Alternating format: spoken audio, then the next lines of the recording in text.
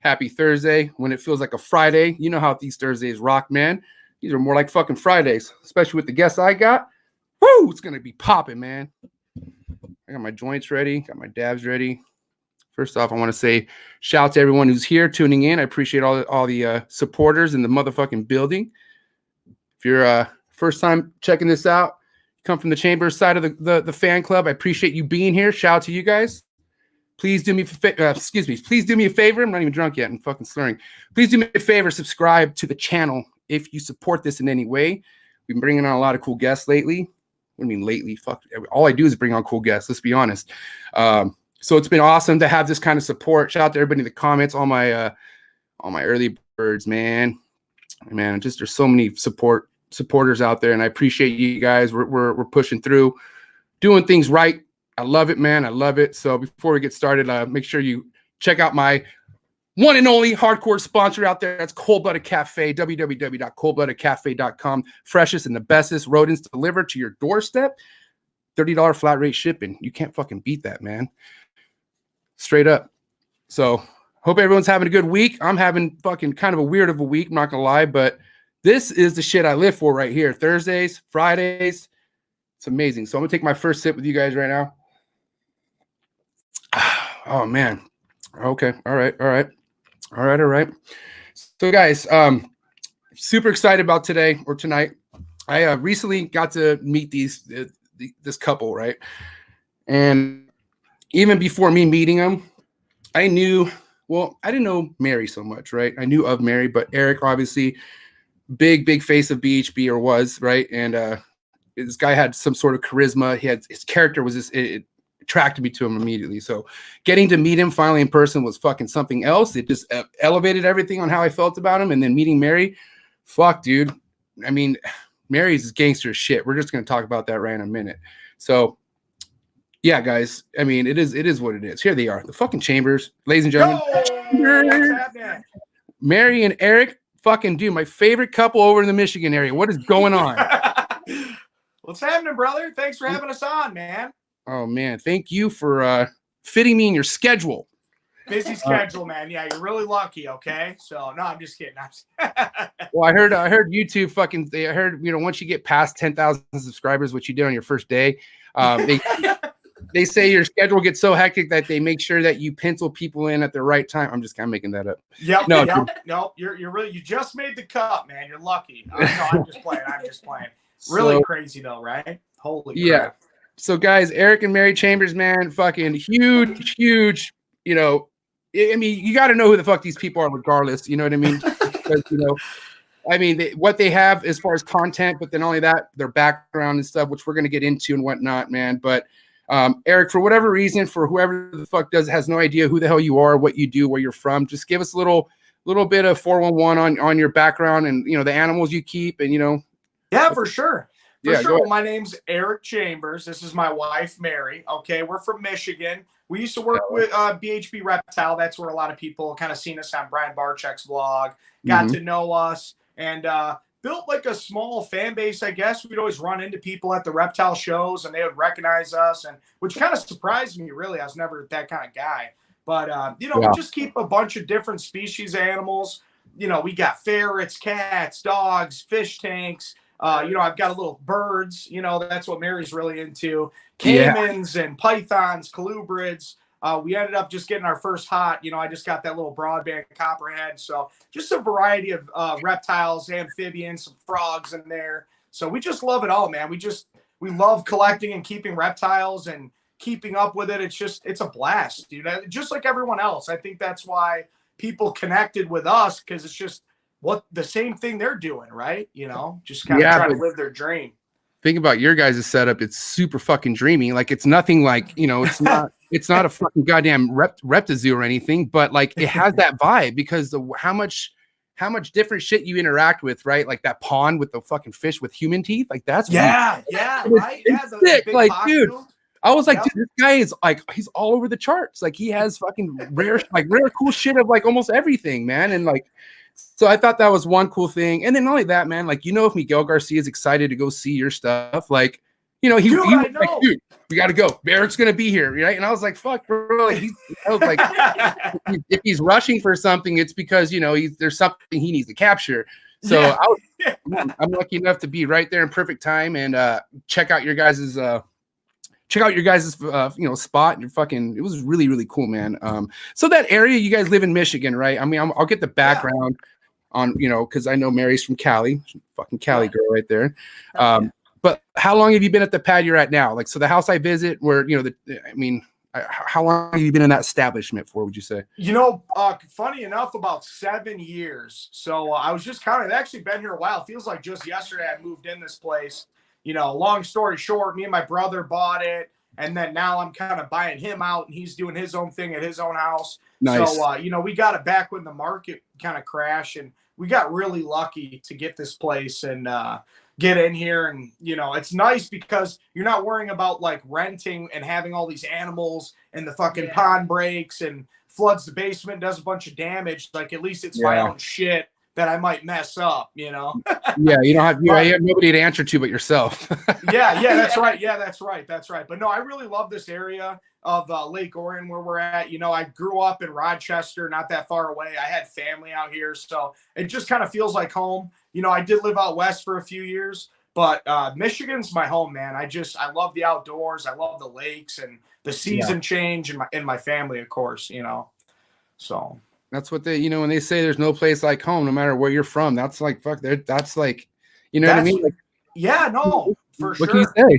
And by the way, man, I'm really happy I got to meet you. I was lucky with you coming with Miguel because I had no idea. Not that I didn't know who you were, but I'm like, oh, like, I hope he's like cool and likes my shit or whatever. But it's so weird, like Miguel getting excited to come over. Because, yeah, I mean, I'm not trying to put myself down. I don't have like the coolest stuff out there. But it is fun to go to other people's reptile room and see how they do it, you know?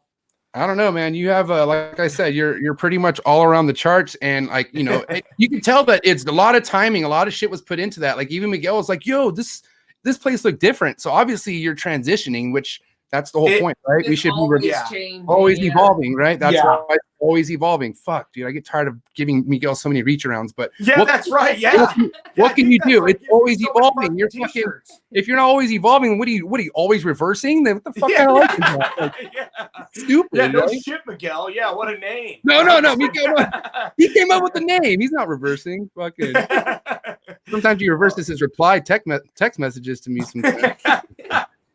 That's for another episode. True that. Yeah, you better get me on that one, though. Yeah. All right. So we're talking about how sick your collection is, obviously, right? You know, you weren't born with the collection you had. Everything leads up to something, right? So let's take it to pre-little Eric, right? So you grew up in Michigan. Is this your home? It's like as a little boy, right? Little boy. Herper as a kid? Oh, yeah. Oh, my God, yeah. That's probably what kept me in it the most is I was really lucky to live right across the street from, like, woods and swamp. Yeah. I was fucking out there every day, man, catching frogs, catching garter snakes. Like, I used to, like, hide in the woods and watch deer walk by, just weird shit like that. But we were lucky to grow up in that time where, you know, we didn't have internet or cell phones or there were video games. But I used to play video games, but I used to love going outside, just being outdoors, because then you're trapped in Michigan all winter inside of your house. So you better go outside and enjoy that summer and get out in the wilderness and, you know, fucking live your life out there. I love it, man. I love it. Yeah, man. I mean, we lived in a good generation where, you know, we had video games, but that outdoor shit was still just as important. Oh, yeah. You were with your friends. Like, the video games was for when you're about to go to bed or something. Okay, well, let's think about this. So video games back when I grew up was fucking all about the campaign. That's one-on-one shit. Like, that's you're not playing online with fucking Toshu in fucking Japan or some shit. You're playing by yourself. And bro, I'll tell you what, my little sisters, like, we fucking fought all the time, but the one time we would get along is, you know, the PlayStation was in my room, right? Because it's, you know, it's my fucking PlayStation. But Resident Evil, okay? When Resident Evil, the first one came out, the music, fucking, I forgot the characters' names. It's Chris and something else. Anyways, the music, the piano, shit was so creepy, but like we were so involved on trying to pass shit in that game. That's the video game I miss, man. Like nowadays, bro. That is awesome. I can't enjoy myself without getting my ass kicked because I joined online by accident and I don't want to play online. I'm just trying to play the game, and it's just so confusing. It's fucking play online now.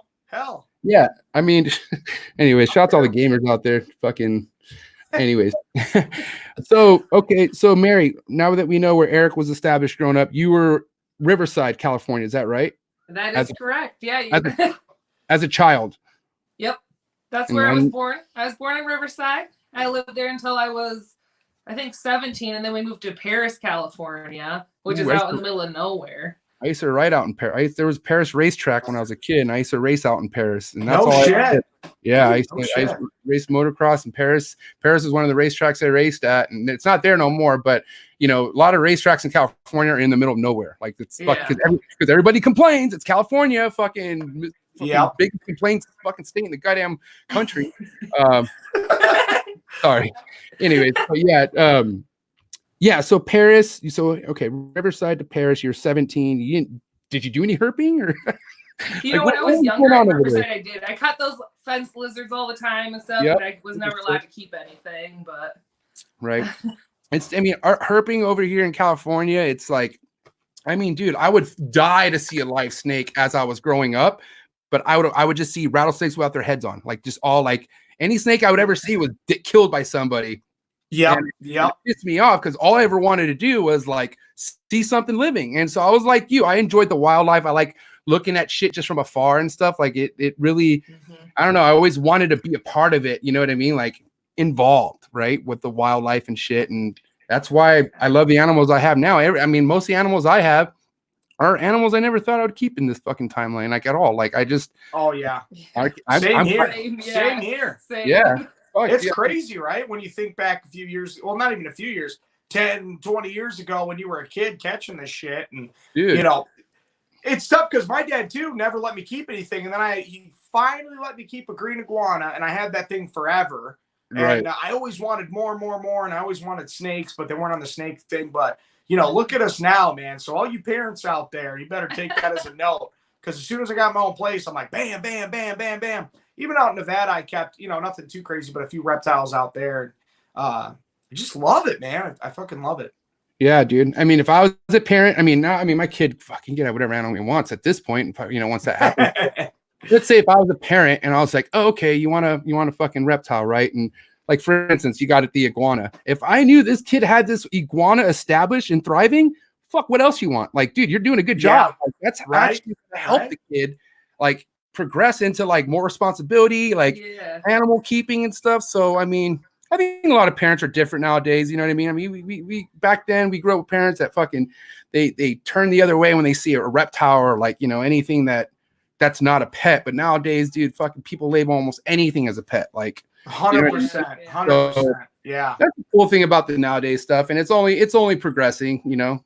Oh my god, yeah.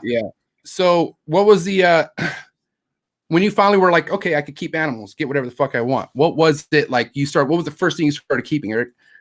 You know, to tell you the truth, the first snake I ever had, I kept like garter snakes and shit like that at my mom's and grandma's, but never long term. Keep them for a little while, let them back go. They're wild caught. But I actually just started keeping ball pythons as like my first snake, and I still look at a normal ball python like that, but it's after working with so many things, some people would be like, oh, a normal ball python is boring. But man, when you first get that first snake, I still love them. I still keep a couple normals, not the original ones, unfortunately, that I had out in Nevada.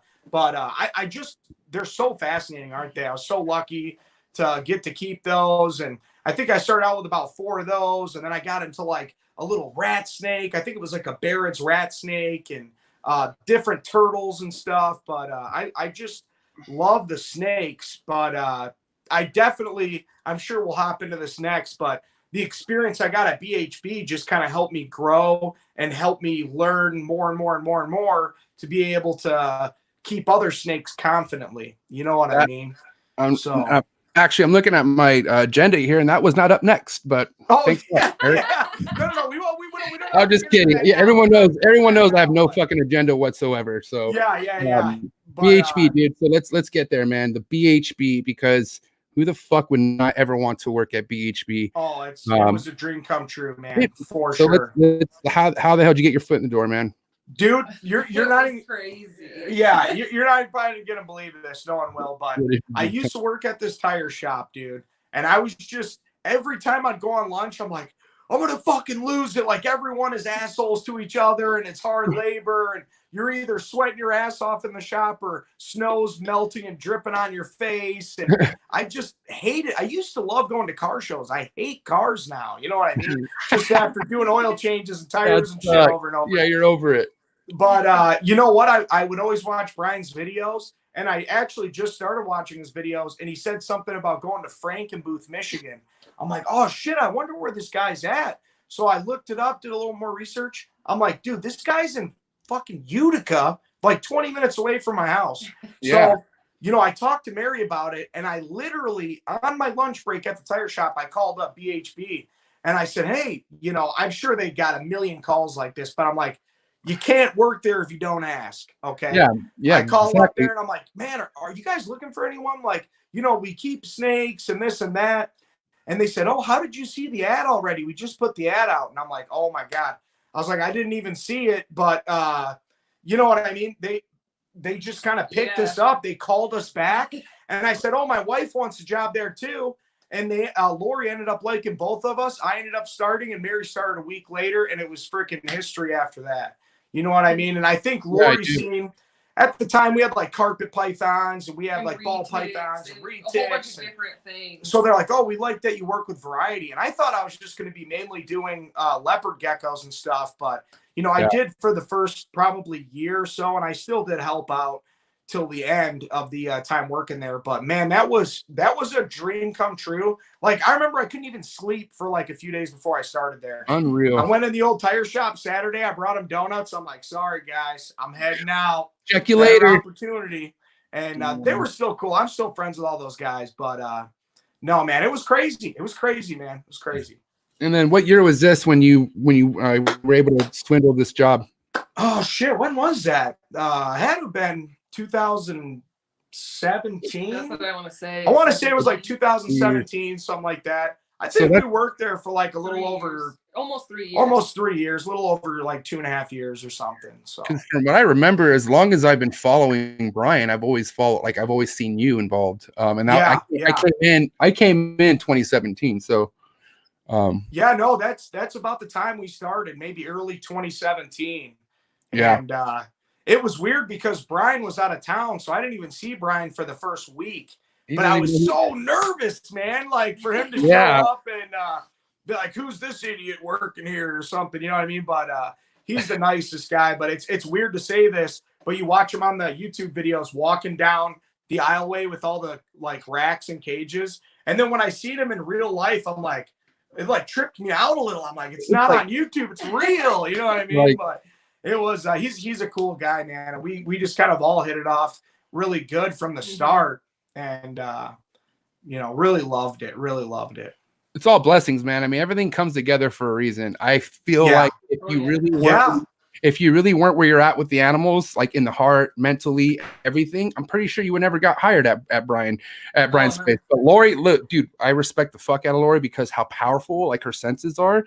I feel like she can get right through somebody. Like, and that was one thing intimidated by Lori in the beginning. But if she saw something in you, like if she was like, okay, you know what I mean? She had that gut instinct, then she obviously look how right she was, dude. Like, dude, yeah, no, isn't that crazy? And I think it really worked out because their dog, a little Artie, rest in peace, Artemis, but passed away. Their husky came right up to me, was sniffing me, and I was petting it and shit. Dogs know, dude. Like, oh, this dog can sense a good person or something. You know dogs know, bro. But dogs can sense I don't know, but I really do like love Lori too, man. She's awesome. She's an awesome mentor. She's really knowledgeable with colubrids. And, you know, I'm not trying to brown nose, but even when I was there, it's almost like she was like a second mom or something. You know what I mean? Kind of kept your ass in line. Well, she's like the hen. She's like the mother hen of that whole place. Like, you're not doing anything without her knowing it, almost type of thing. You know what I mean? Like, she's all over it. Oh, no, she's in charge. Brian just plays with snakes, man. She's running that damn place, you know?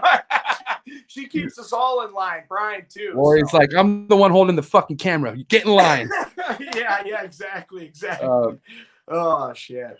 So, Mary, how was it for you? You know, like, okay, you got on to BHB with Eric.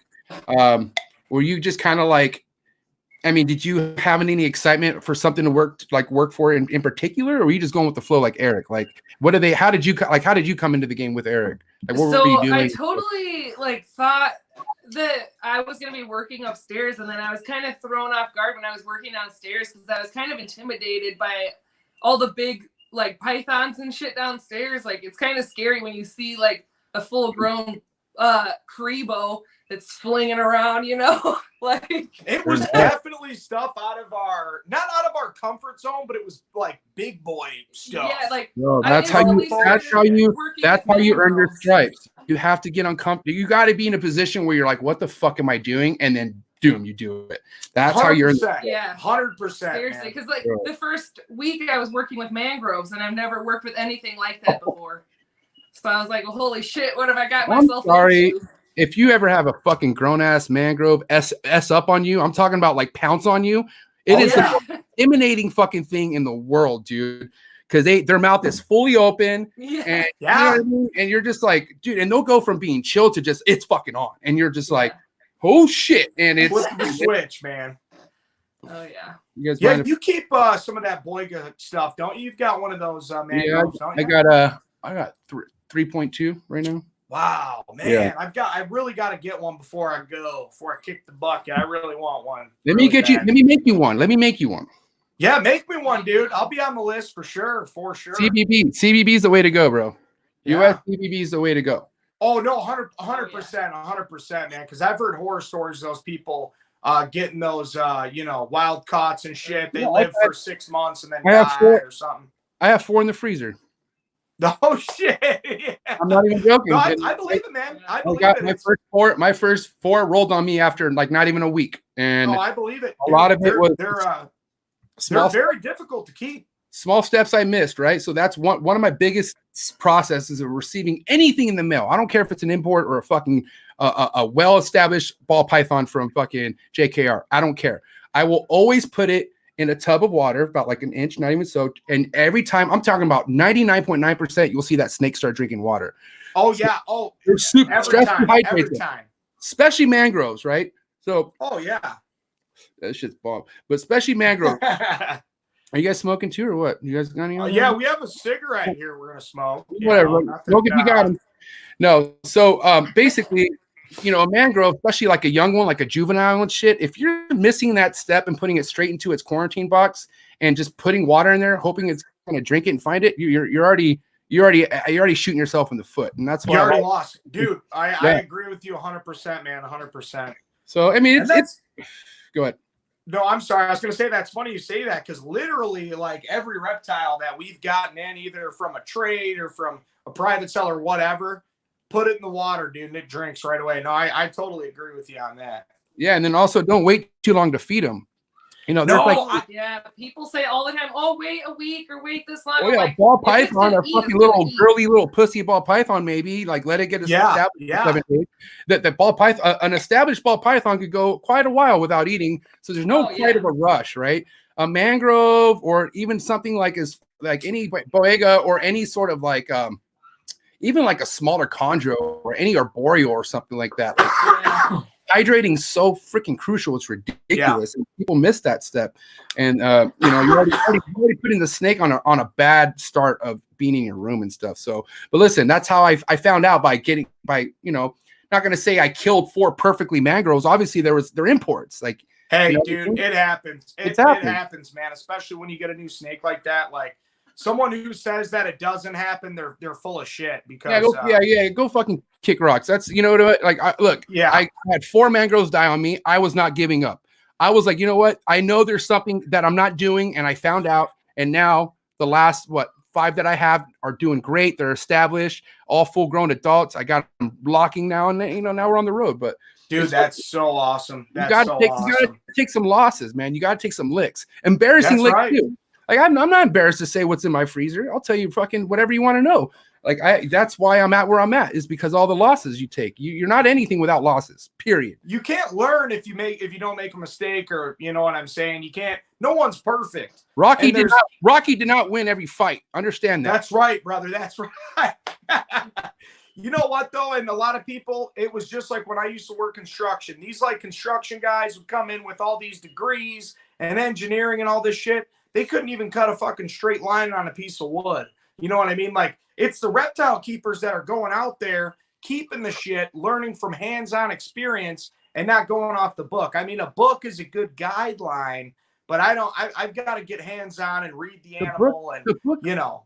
Books were there. Books were made before social media. Understand? Books were made because people couldn't get information. But now you have Trap Talk with MJ and fuck. I'm just kidding. That's right. That's like, right, man. No, but like you have knowledge on. You got so many cool people. Like, you know, we'll bring up, you know, Brian Barczyk. It wasn't as nerve-wracking for me meeting Brian because he was fucking so cool to me even beforehand. Like, you know what I mean? I understand how it's like for you. You fucking work at the guy's place. He has no idea that you got hired. And boom, I would be shitting bricks too. I would. I was scared. I was scared. But yeah, so yeah. So wait, where the fuck was I going with that? Well, I'll just say one thing too, though, is like I'm gonna tell you right now, like he came in and then he's like, "Oh, perfect, I'm gonna film with you or whatever." Your boy Eric was never good on camera or did anything or like the sound of my voice on recording, and then for him to come up and stick that camera in, I was like, oh my God. And I remember he should be on camera. Brian has been around film for so many years.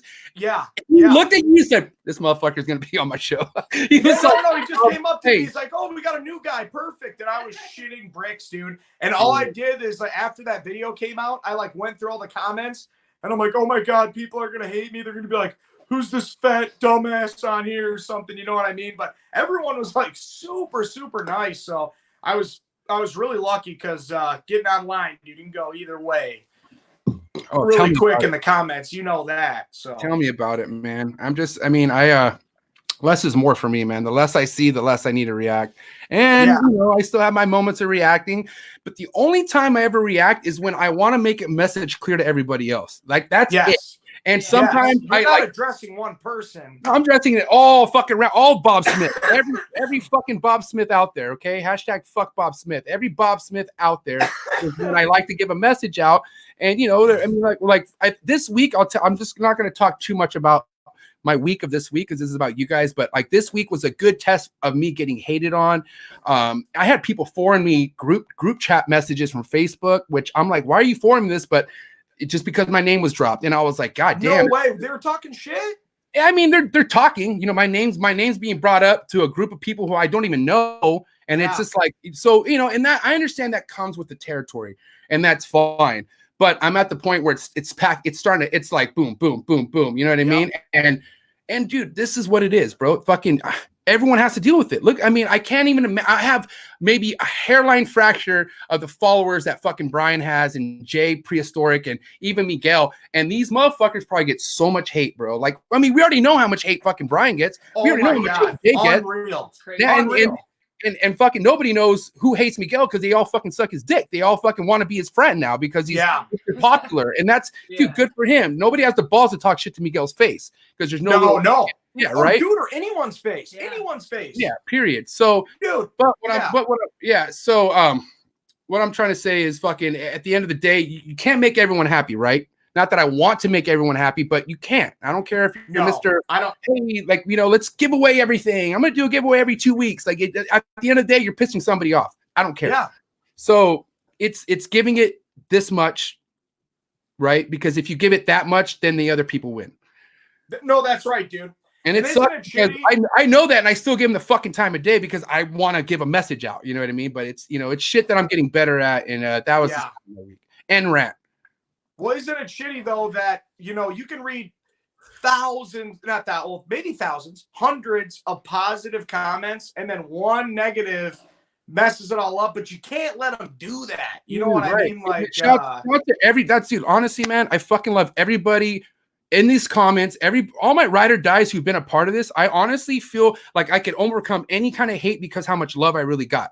Like I got seriously. And I fucking respect them. I love them. I do. Thanks for riding with me. And that's what matters to me, man. Like I've gotten this much fucking negative and like this much positivity. Like, yeah, you know, exactly. There's too much. Don't let those haters bring you down, man. You know what I mean? Because You know what I'm saying? Because I went so much. They wouldn't. I mean, I've had people talk shit about me. Sure, who hasn't, right? Yeah. But you gotta be a liar to say no one's talked shit about you, or exactly. you're not existing. Well, when people knew, this was when I worked. Me and Mary worked for BHB. We went down to Tinley for the first time, and man, that's a long story. But no, we went in there, and all these people always online negative stuff about Brian, this and that. Do you think one person came up to me and said a negative thing about anything? It was all, well, what's up, dude? It's so different in person, bro. I met a lot of cool people, man. Bro, that's a good point, bro, because you know what's funny? I probably met Bob Smith. I probably know Bob Smith, but you know what I mean? I don't really know. But I probably came up and wanted a picture with you, dude. I probably talked to him before this podcast started. Who fucking knows? You got to tell me the story about Bob Smith. Who's Bob Smith? You really want to know the story? All right, guys. I don't want to get you hyped up if you don't mind. If it's I'm hyped up already, bro. I'm fucking people, guys who are watching this. Am I hyped up all the time? I'm always hyped up. That's just me. I was born hyped up, bro. That's why my glasses have no lenses in them. These are stunner shit. All right, I get hyped. Lucky if you have to wear a mask, man. You know what I'm saying? I get hyped with it. My glasses look like I've been popping ecstasy, but I haven't. You feel me? Like yeah. Anyway, story of Bob Smith. I'll make this short and sweet for everybody. Okay. Story of Bob Smith. So you know my other podcast I do, Unfiltered Reptiles podcast, right? With Desiree and Steven, the team at Cold Blooded Cafe. Love you guys. Yeah. So they got, they have their website, right? www.coldbloodedcafe.com, where they have like a feedback box. Like you could just leave feedback, right? And like you could just leave feedback with like no actual legit email. You could just leave feedback and say, this is my email, but you could put whatever the hell you want. So this person, Bob Smith, wrote a huge email basically saying that, I feel like you guys have something good, but the MJ guy has to go. All he does is ever complain. He talks about his genitals and like all this like shit that we're like, bro, wait a minute. Force was the first one to ever bring up genitals, and then Steven did, and then I just followed along. So that's bullshit right there. Who doesn't talk about their beanbag or their freaking schlong every once in a while? So, anyways, this was an email that was like the mission behind the email was to get Desiree to be like, oh my god, like fuck, like because the person stated in the last part of the email, like I will not do business with you if you keep MJ on.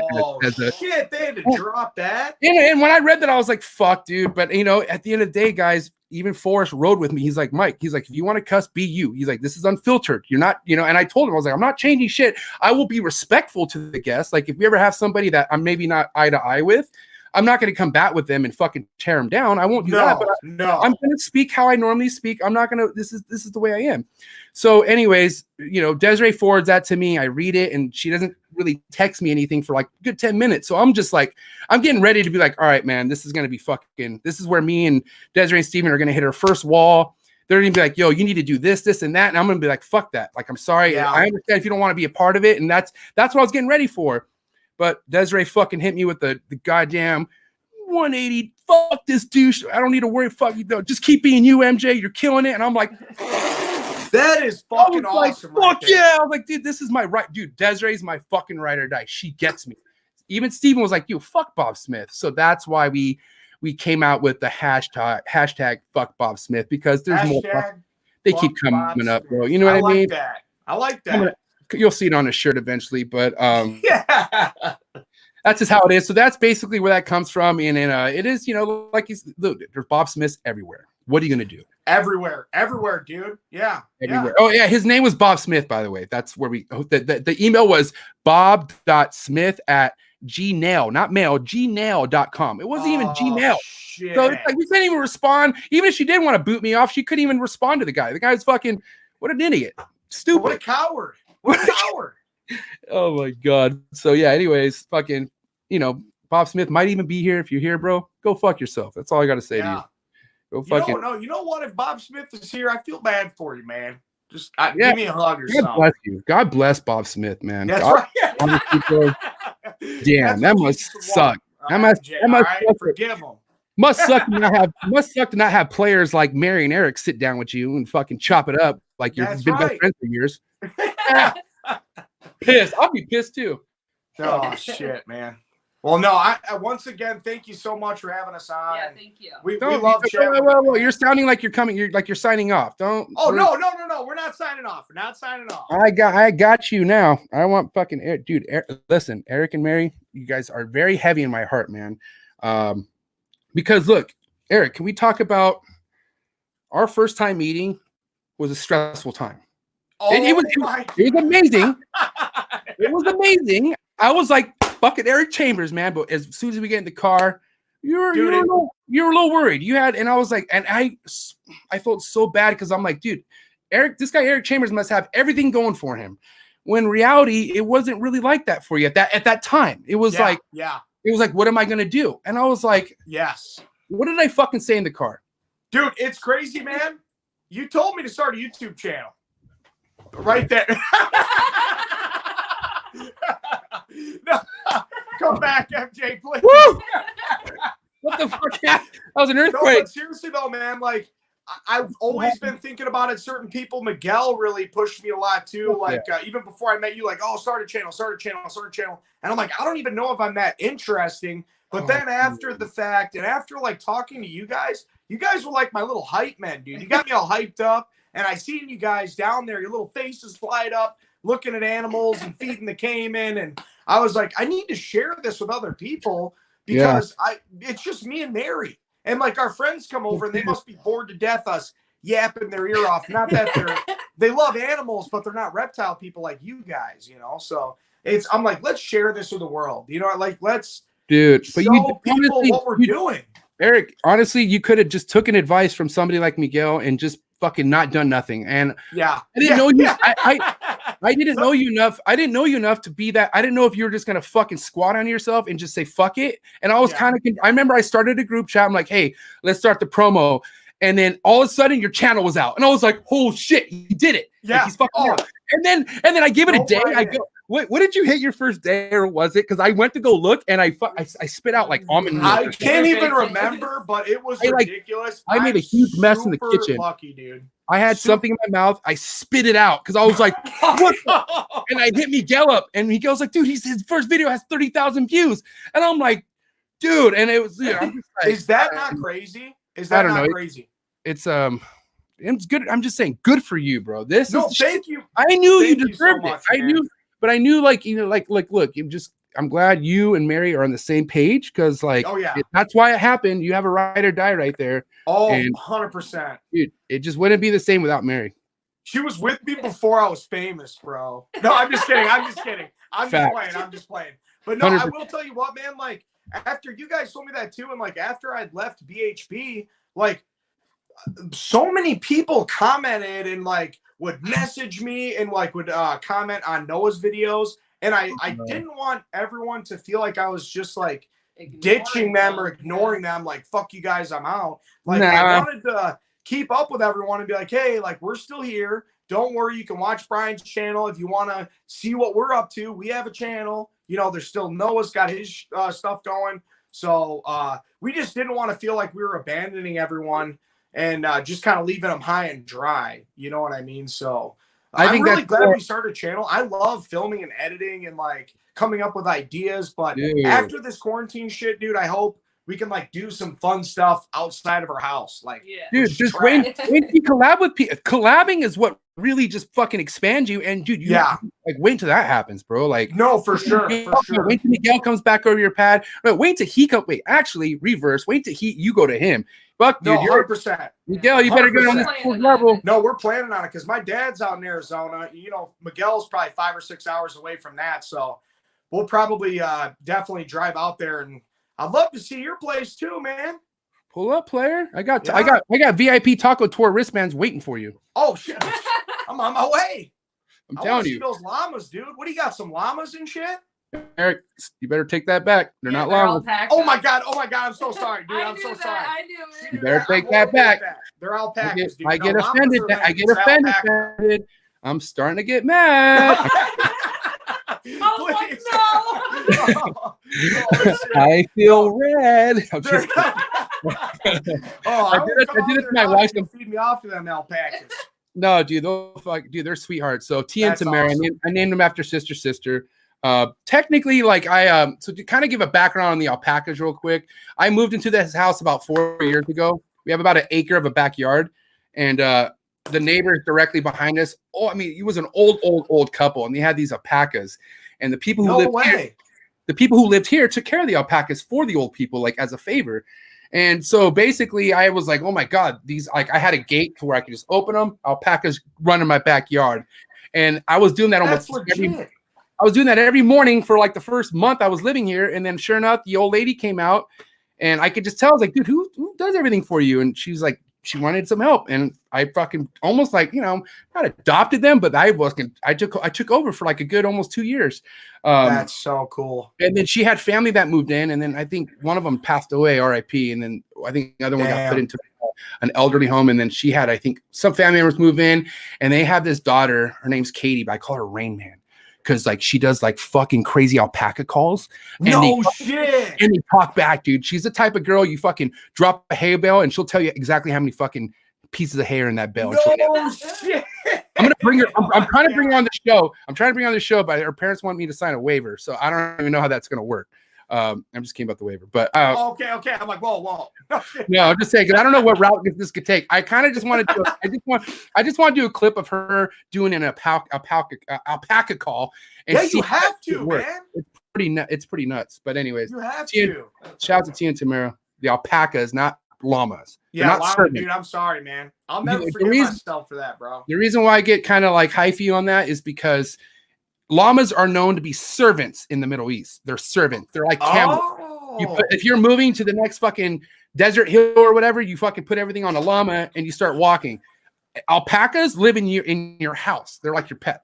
That's crazy. Yeah. That's crazy. I did not know that. I didn't know like the history on them. Do you gotta shave them and shit? They do. They get wooled every fucking September. Wow. Do you do it or you call it? No, hell no. They have these guys. Oh, dude, that's gnarly. They have these shears are like this big. I'm straight. Like it's that's scary. I've been there for it, and they're stressed out for it, and I just like I don't know. I just rather not be around for it. But I just do know that. I know it. I do know it's hefty. Shit's probably a premium that fur, man. Supply is heavy. Oh no shit. The demand is heavier. So. Oh, okay. Player price. I'm thinking about getting a couple. I wish I had some property. I would love to have a farm, like with farm animals. Yeah. You know what I mean? Is my dream. Horses, pigs, and fucking cows, all that shit. Goats. I want a goat, man. No, I don't want a goat. I used to have a goat. I want goats, but they fucking go everywhere. Like go hop over fences and shit. And I don't have. I used to have a goat. It was the worst thing ever. They eat everything. What do you guys think about a peacock? Dude, peacocks are dope. Peacocks are dope. With them. The thing is, they're roamers. Like they'll go to your neighbor's house. Like they're like. What happened to us? Our neighbors had them, and then fly in our yards. They're loud as shit. Yeah. I just don't want to see one on the fucking street squatted out. You know what I mean? No, I don't know though. I've never seen. Smart. They never went to the street where I live. I've never seen a roadkill peacock. Even living out in Nevada for like 5 years, man, they're everywhere out there. True. But I love to fuck with the chickens and stuff too, dude. I used to have chickens with the neighborhood cats, and like skunks kept getting them. But I love like the little designer chickens and the silkies and the silkies are sick. Oh, do you want that shit's cool too? I wish I could get into that more, but you know, I just don't have the room for it. Can I bring up Rain Man one more time real quick? Please, God, yeah, please do. The only one time me and Rain Man had beef was I had this chicken coop in my backyard, right? Completely emptied. And I was like, at this time I was all thinking about getting a monitor. Like I had a Nile, and this thing looks like if you secure it, I'll send you a picture after this, but if you secure it, this thing could be the most epic monitor enclosure, but it was really made for chickens, right? Yeah, so, that's a great idea. Rain Man's thing also is breeding chickens. Like she fucking is a chicken rain. Like she's fucking really good at it, right? She fucking straight conned me one time. So she was like, hey, do you guys want chickens? Like for eggs? And I'm like, dude, yeah, why not? Like, she's like, yeah, I'll bring the feed and just store them for me. I'm like, all right, cool. So I'm like, I'm thinking like 5 or 6, and she brings over 15, right? 15 males. No, listen, 15 males, all males. Oh my God. Chickens kill each other. I'm like, yo, what is going on? And she's like, yeah, it's typical behavior. So dude, she refused to take all the males back. It gets beefier. Get ready. So she refused. she refused to take the males back, and my wife was like, "What the fuck, dude? Like, what are we gonna do with 15 male chickens?" Like, and I'm like, dude, I'm thinking, I didn't have her ticks big enough at that time. I was like thinking one by one, dude. Fucking see ya. Like, she'll have to. Boom. I'll just say they got out. I don't give a fuck. Yeah, you know what I mean? yeah. But yeah, I didn't have any reticks close to size to eating chickens at that time. So I had to get MJ. I had to get full MJ on her, and I fucking grabbed every single one of those male chickens and tossed it over her fence. Yes. And then I'm counting. I'm like, fuck, there's only 14. And then there's one Capone, my pit bull's like chasing this other one all over. And I'm like, shit, dude. Oh my god. Fuck, 14 out of 15 is not bad. Not bad. Not bad. Hey, but, dude, collateral damage. That's what they call that. Rayman eventually hopped over the fence. They rescued that 115. And she wasn't even mad about it. She was like, I get it. She's like, you don't want 15 males. I'm like, fucking cool. Thanks. Who would? She brought me over 24 dozen eggs as an apology. And I was like, all right. Fucking, I'm glad you guys squashed the beef on that one, man. Yeah, shit. Yeah. You don't want to be bad with your neighbors. I'm not fucking with Rain Man, dude. Rain Man, she knows every move. She knows every move I take, bro. It's like I'm good. No, that's why we're lucky where we're at. All our neighbors are super cool and like know them by first name and stuff. Yeah. So it's kind of nice having that like security of your neighbors, you know. But see, that's okay. Here's the thing, dude. The reason why I'm such a fucking like, you're not gonna know my kind of life type of neighbor is because if my neighbors knew the kind of animals I kept, bro, like they'd probably like petition. They would probably rally and be like, okay, here's the deal. Fuck, I don't blame them. One of my retic, dude, check this out. Do you guys hear the story about my 8.5-foot retic that it busted through my screen door and escaped for 2 weeks? What? Dude, my neighbor found it in the middle of the street. Oh my god, dude! And what? Dude, she had a lump like this big in her. Oh, no missing kids report, thank God. But I'm pretty sure a fucking cat got. Dude, we have a lot of rabbits too. I don't know, but man, like, dude, that's like, listen, everyone makes mistakes, but that was a fucking huge mistake. And like, let's just say my neighbors all knew I had snakes. Like, dude, I'm gonna be that guy. Like, fucking terrorizing the neighborhood. Dude, that's a scary part of it, man. That's really scary too. Like, especially when you keep hots, like you never know how your neighbors are going to react or what they're going to do or say. But thank God all mine are pretty cool. And I try to run a really tight ship over here. So even if someone did come in, they'd be like, oh, it's all taken care of. You know what I'm saying? And this is why it goes to like me. People need to slow down when they first get into things. Like, yep. Like for instance, before 2017, only experience I ever had was keeping a snake, like a ball python.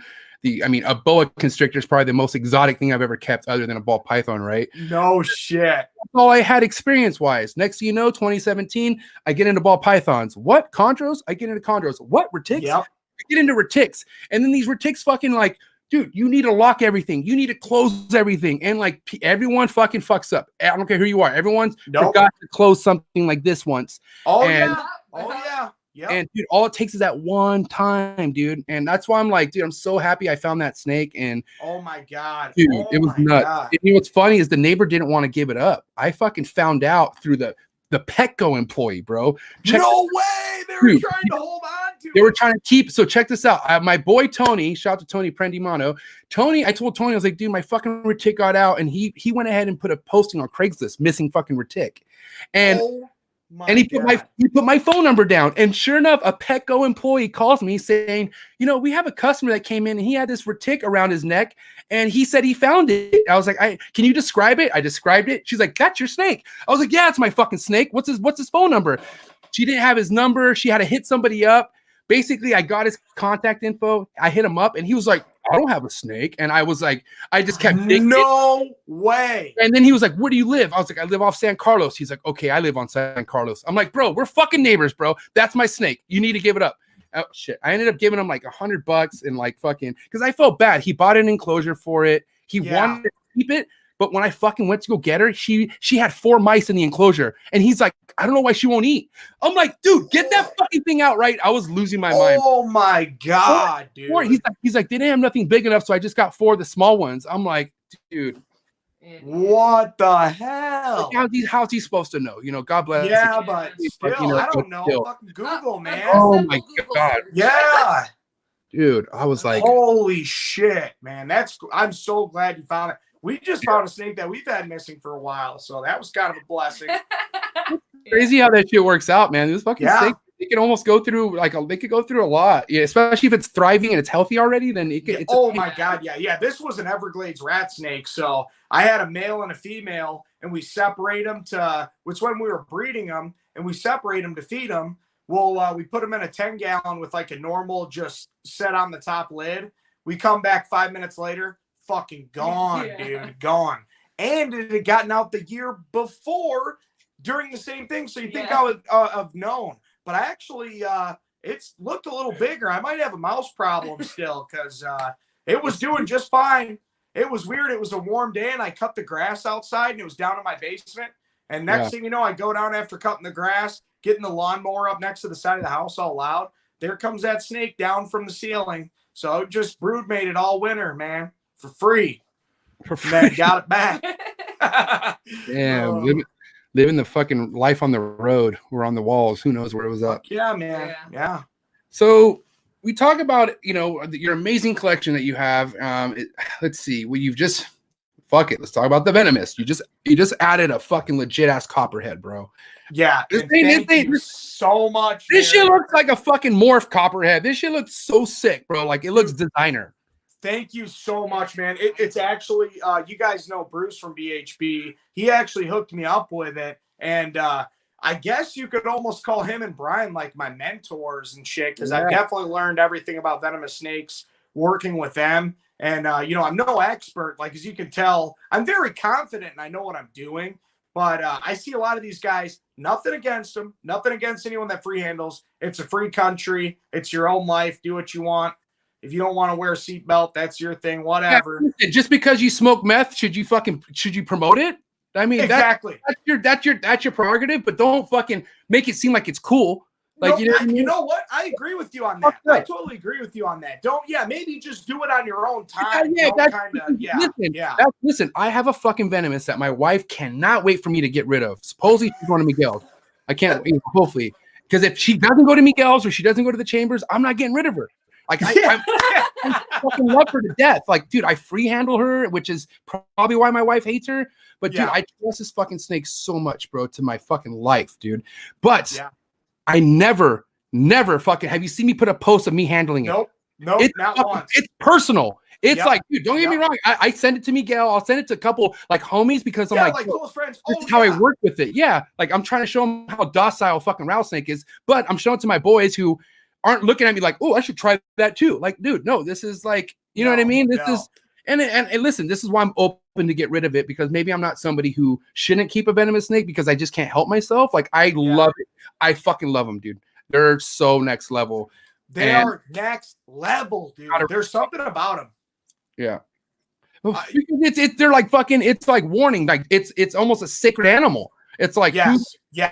Like who has the nerve to keep an animal like this? And then it's somebody who's fucking capable. And you know what I mean? Like animals could be fucking kept. And like, they just, unfortunately, people love the fucking clout. They're like, hey, how come I'm not getting more followers? Oh, because I'm not doing something stupid like holding a venomous snake with long hair and fucking, fucking dude. Yeah. I'm talking about somebody in particular. I'm not gonna fucking name drop him, but Jesus Christ, it's fucking stupid. You literally went from one species and then jumped to venomous and says I'm a fucking professional free handler now. The fuck?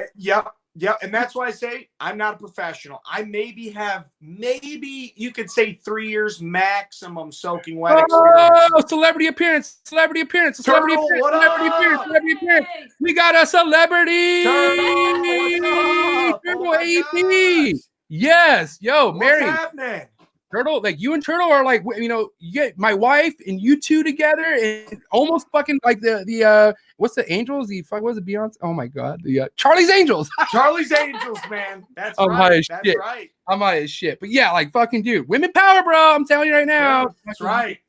Behind every man reptile keeper is a more savage reptile keeper, and it's yeah.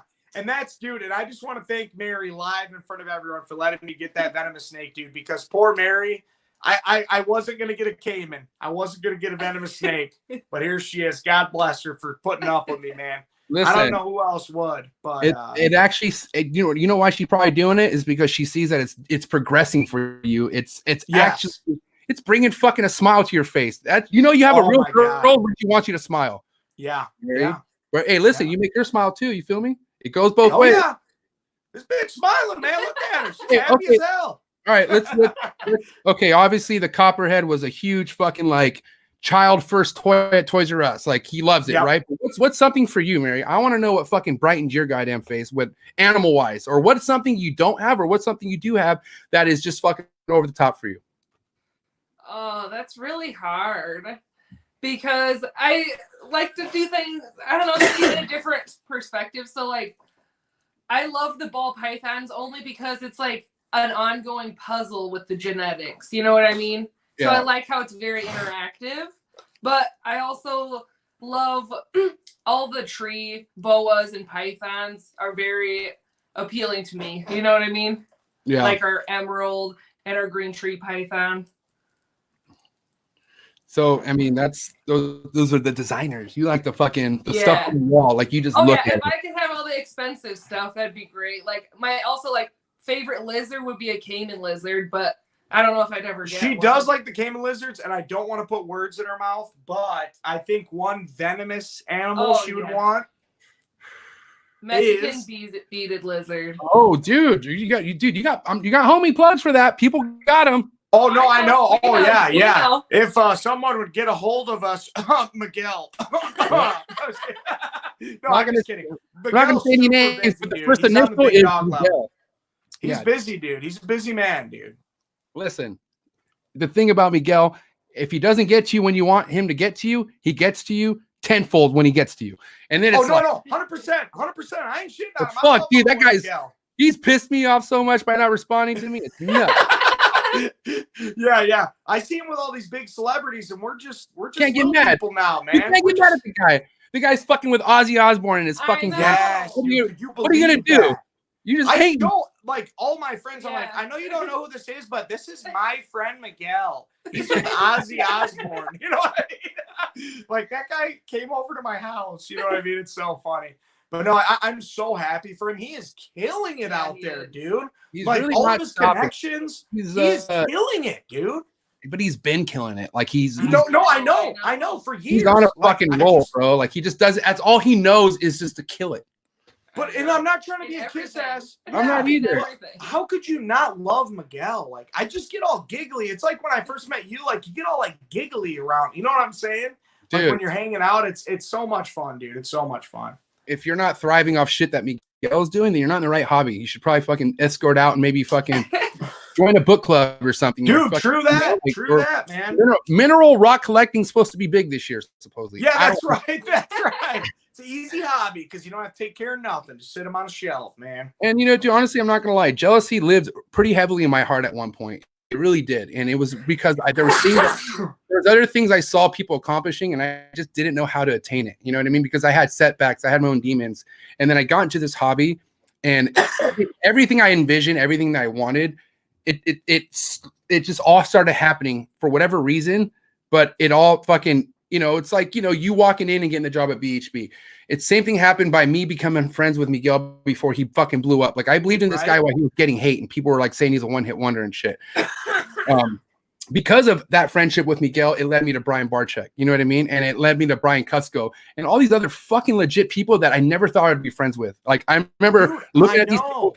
I never thought in my world, bro. Like I never thought I would be homies with them, or let alone have a fucking podcast, which I never thought was gonna ever happen. But dude, what the fuck? Like I'm happy, I'm blessed, and I'm just fucking dude. Like what are you gonna do?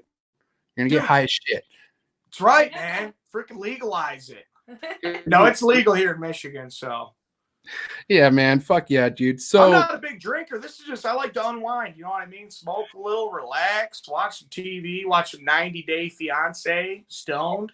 Do you want to talk about 90 Day, bro? Oh my god, bro! Oh my god, bro! Okay, that's me and my wife's bonding moment, bro. 90 Day. Yeah, us too. We're way behind, but we just got cable and internet. My poor wife comes in. She's like, "Hey, babe, dinner's ready." And I'm like, "Okay." And I'm just fucking boom, boom, just doing snake shit. And dinner's cold, all that shit. But when she says, "Babe, 90 Days is on," it's all right, babe. I'm on my way. I fucking just boom, and I That's right, bro. And I'm just like, Jesus, babe, aren't you glad this isn't our life? I was like, no, seriously, like, I know. We look at each other like, dude, what we have is so genuine and precious compared to this fucking shit, right? Oh my god. We're on like the first season, but this one poor lady keeps going back to this guy, and you know that he's fucking catfish lady, the black lady, the catfish, the one who's never seen him. No. It's like the guy offshoot one where it's like the after they're married, happily ever after after they're married. It's like a bigger white lady from like Ohio, and then it's like is she like super like she smokes mad cigs? Is it what's her name? No. I think he's like Saudi Arabian or something. You know what I mean? I don't remember where he's from. Yeah, I don't remember where he's from, but he's from somewhere. Anyways, if you guys fucking check it out if you want. It's legit, dude. It's legit. I'm probably gonna get clowned on after this for fucking saying I watch, but I don't give a fuck. You got to bond with your fucking wife somehow. That's right, dude. I gotta watch something with her. Yeah, and that shit just makes a lot of sense to me. I don't know why. Fuck. Oh, what about Darcy? Woo! Talk about a fucking head case. You know who Darcy is, right? With Darcy with Jesse. Okay, there's Darcy, and then she went to Jesse, and then the England guy. Like she looks like she has plastic surgery all over. No, I don't know who that is, man. I'm gonna have to check that out. Yeah. People are like, what the fuck are they talking about? Do they keep reptiles? They're all confused. Yeah. No, we just watched 90 Day Fiance. That's it. And just collect cool shit. Yeah, right. All we do, fuck quarantine and fucking 90 day, which is a fucking fun thing, especially if you got weed. Just saying. How's the quarantine treating you, brother? You guys doing all right out there? Is your family safe and everything? Yeah, man, we're all blessed. Like it's kind of like, like somebody like my dad, right? My dad's like fucking, he's like, oh, I don't fucking believe that shit until he believes it. So it's like, it's happening. It is what it is, but we're writing it out. My wife's cool. She's working from home. I work from home and fucking, keep myself busy. So, I mean, honestly, dude, like I don't go out much unless it's dinner, but honestly, I've been spending so much bullshit money on going out and eating that oh my God. I'm starting to realize it. I'm like, I've been saving ever since this quarantine shit happened. Cause I'm trying to fucking straight, eat from home and eat healthy and fucking doing the shit that I've been doing for a while. I don't know. I've been fucking I've been letting myself go for the fucking past, I don't know how many months. Yeah. Tell me about it, man. I just got on my mountain bike. I couldn't even fucking go 2 miles. I was dead. Yeah. Yeah. It kicks your ass, the biking, huh? Yeah. Oh yeah. But once I get back at it, I'm like, can just rock it, but it takes me a little while after that winter weight and all that fucking fast food, Dude, I just saw that it was snowing like not too long ago in your area. Is that right? Was it? Yeah, not that long ago. Yeah, we got like an inch of snow, and hell, it was probably like the 15th or 14th or it wasn't that long something, ago. 16th. Yeah, it was fucking snowing. That's bizarre because that's fucking Michigan though. I love it, dude. And a lot of people are like, "Oh, how do you deal with the winters and the snow?" You have to do Michigan outdoor stuff all year round, or you would just go crazy. You know what I mean? But we really got screwed this year. I didn't go ice fishing one time, so it sucked that it was like cold enough to snow, but the lakes never froze over. So we were bored all winter, man.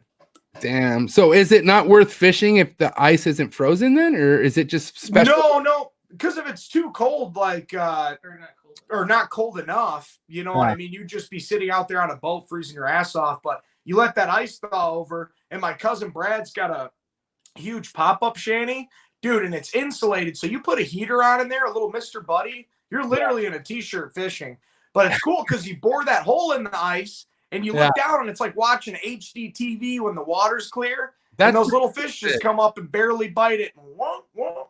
It's all, dude, I love it. I just love the outdoors. Yeah, outdoors is pretty nuts, but it's like, I don't know. I'm just like cold. Like I'm not really good with cold. Unless you got me fucking straight, like, I'm straight Carhartt up, fucking straight beanied up and fucking, but like for instance, like I learned how to snowboard when I lived in Washington, but like when you snowboard, sometimes you get wet, like the ice melts on you and then you fucking feel that and you start shivering. I hate shivering. I'm not a shiverer. I don't want to shiver. Dude, I'm the same. I got that Cali blood, and it's I'm down to sweat. I'll fucking sweat like a pig. I mean, and then I'll fucking just, I'll pout like a dog. But like cold, like I feel like I'm gonna die. Like it's hard to get warm, isn't it? my body starts to hurt. I'm just like, I'm a warm-blooded motherfucker. Well, I guess I'm wait. I guess I'm cold-blooded then if I can't handle the cold. Oh, I guess you're right. Yeah. Yep, I Dude, am what I keep. Yeah. It's Beware, not for everyone motherfuckers. for sure, but Beware. it's all about layers. Well, check it out. We're an hour and 7 minutes deep. We're warmed up. I gotta piss. So All right, man. why don't you guys listen? There's some people in the comments. Say what up, and I'll be right back. And I gotta get some ice for my drink too. Yeah, for sure. I don't know how to get to the comments, but You should be able to see it. Look, you should You should be able to see it.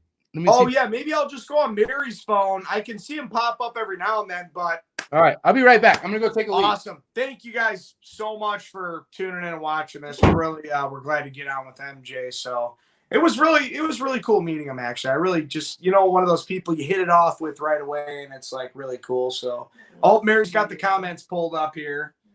Let's see what's going on. Thank you. Everyone's very nice. Yeah, everyone's very nice. Thank you guys. You don't have to be so nice. Jeez. But no, we're really glad you guys are tuning in with us. We hope you guys are all staying sane out there. Hopefully it's not too dangerous where you're at. I don't know. I think the numbers are starting to kind of teeter-totter here, so with the coronavirus. So hopefully everything will be back to normal soon and stuff like that. Any questions on there? Does anyone have any questions? Everyone's saying hey. Yeah, what's up, Turtle? Thank you, everyone. Thank you. Yeah, we're just straight chilling. We're just glad to be here with everyone. I don't know, man. This might be a number 2. He's been gone for a while, so we'll see. No, I'm just kidding. But no, he has a pretty legit little podcast. So what are we doing for work? Oh, so right now for work, we're actually maybe working. we should wait for that. Yeah, we'll wait for that. But that's a good question. That is a great question. Yeah, we'll get into that with MJ. I guess we could just tell him now. He'll be back soon. Yeah. We're actually working for a company that works for a university out here. So we're pretty much just doing janitorial stuff right now. Funny enough, we both got hired at the same job. So we're both working there. And we were lucky to make it in right before the cutoff with the whole coronavirus. Yeah, we were the last people who were onboarded, actually. Yes. Yeah. So we're really happy to be doing that. We really like it a lot. But it is definitely eerie being in like the buildings that are empty. I was just talking about my new job, man. What's up? Oh, so okay, yeah. So you still have it. You're good. Oh, we're good, dude. We got really lucky. We're really lucky, dude. We freaking lucked out, man. 100%. Yeah. So we were just saying we're the last people to be onboarded. So we're really happy with that. But my buddy from growing up and stuff, Rye Guy, is a supervisor there. So he kind of got us in right away. But all the management, everyone's super cool. It's just kind of cool because they're like, okay, you take care of this building, and then you just go do it. There's no one looking over you or do anything. You're kind of your own boss. But I definitely do miss BHB. But when an opportunity comes up to where you can get good benefits and make more money and then potentially move up into like a career eventually with this company, we just definitely wanted to go that route. So you want to know something I really missed, Eric? What's that, man? Hope you're writing this one down. Mary doesn't need to because she gets what I say. But I also miss Little League, Eric, because Little League was fucking easy to me. Yeah. It was all there, man. I was fucking hitting home runs. Or I guess I should say Pony League. But anyways, I always missed something that I was really, really good at until I was put into a new position where I'm like, fuck, now what? Dude. Yeah, right. You are literally taking the hugest step of your life right now by not working at BHB. Like you're literally now you left the nest, bro. I told you this. Like you got kicked out. Not that they kicked you out, but like you're fucking left to fly on your own. There's no more fucking little nest homies. Yep. Now it's up to you, bro. What are you gonna do? Are you gonna fly or are you gonna sit in the tree and die? That's right, man. No, damn, 100%. I just made that up. I don't know that up. That fucking touched my heart. Did anybody write that down? Fucking deep, man. Did anybody write that down? Nobody. Okay. But dude, somebody should. I mean that from my heart, bro. Like this is a good for you. Like I appreciate that. It seems like, oh fuck, this sucks. Because dude, who wouldn't miss BHB? And that's the thing. Like, I don't want people to think that we left on bad terms. No, you but didn't. At the same time, we kind of left it where we left it. You know how we moved on. and then that's it. You know, like I don't want to go into like crazy detail about it, obviously, and it's just not kind no of business. It's fucking. It is what it is. You guys still get along. Everyone loves each other. God, yeah. No, No, we're super good friends. Others. There's nothing to look into. It's fucking Eric has graduated. Yes. Exactly. Yeah. People like to try to dig deeper, but it's really done in They your just face, to be honest. Well, Like not only that, but like the conspiracy side. Yeah, there's nothing to it. That's why there's nothing. Graduated. Yeah. People, if you want to question I graduated high school, I have a diploma. Eric has a diploma. It just hasn't gotten there yet. Yeah, exactly. Yeah. Don't tell anyone. Yeah. But no, it's no, but it's really cool. I'm like, I don't want to give away any spoilers, but Brian and Noah and myself were talking about doing something with YouTube. So I'm really excited for the future, man. I'm so excited for the future. Your YouTube channel should be a clear example why you should be excited for the future. The future is now here.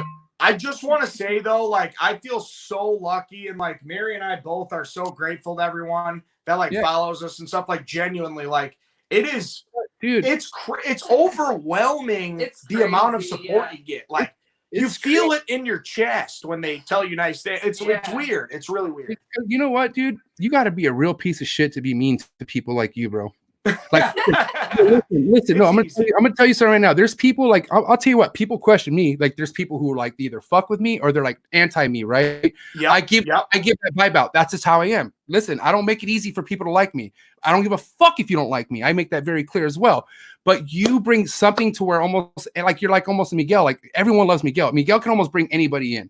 Like, you could bring, I do feel like I can connect with anyone. Dude, you can't. How the fuck do you walk? How do you get a job that easy at BHB? Yeah, right. No, and for us just to call randomly, we literally, I was sitting in my uniform all covered in fucking grease, smoking a cigarette, ready to quit.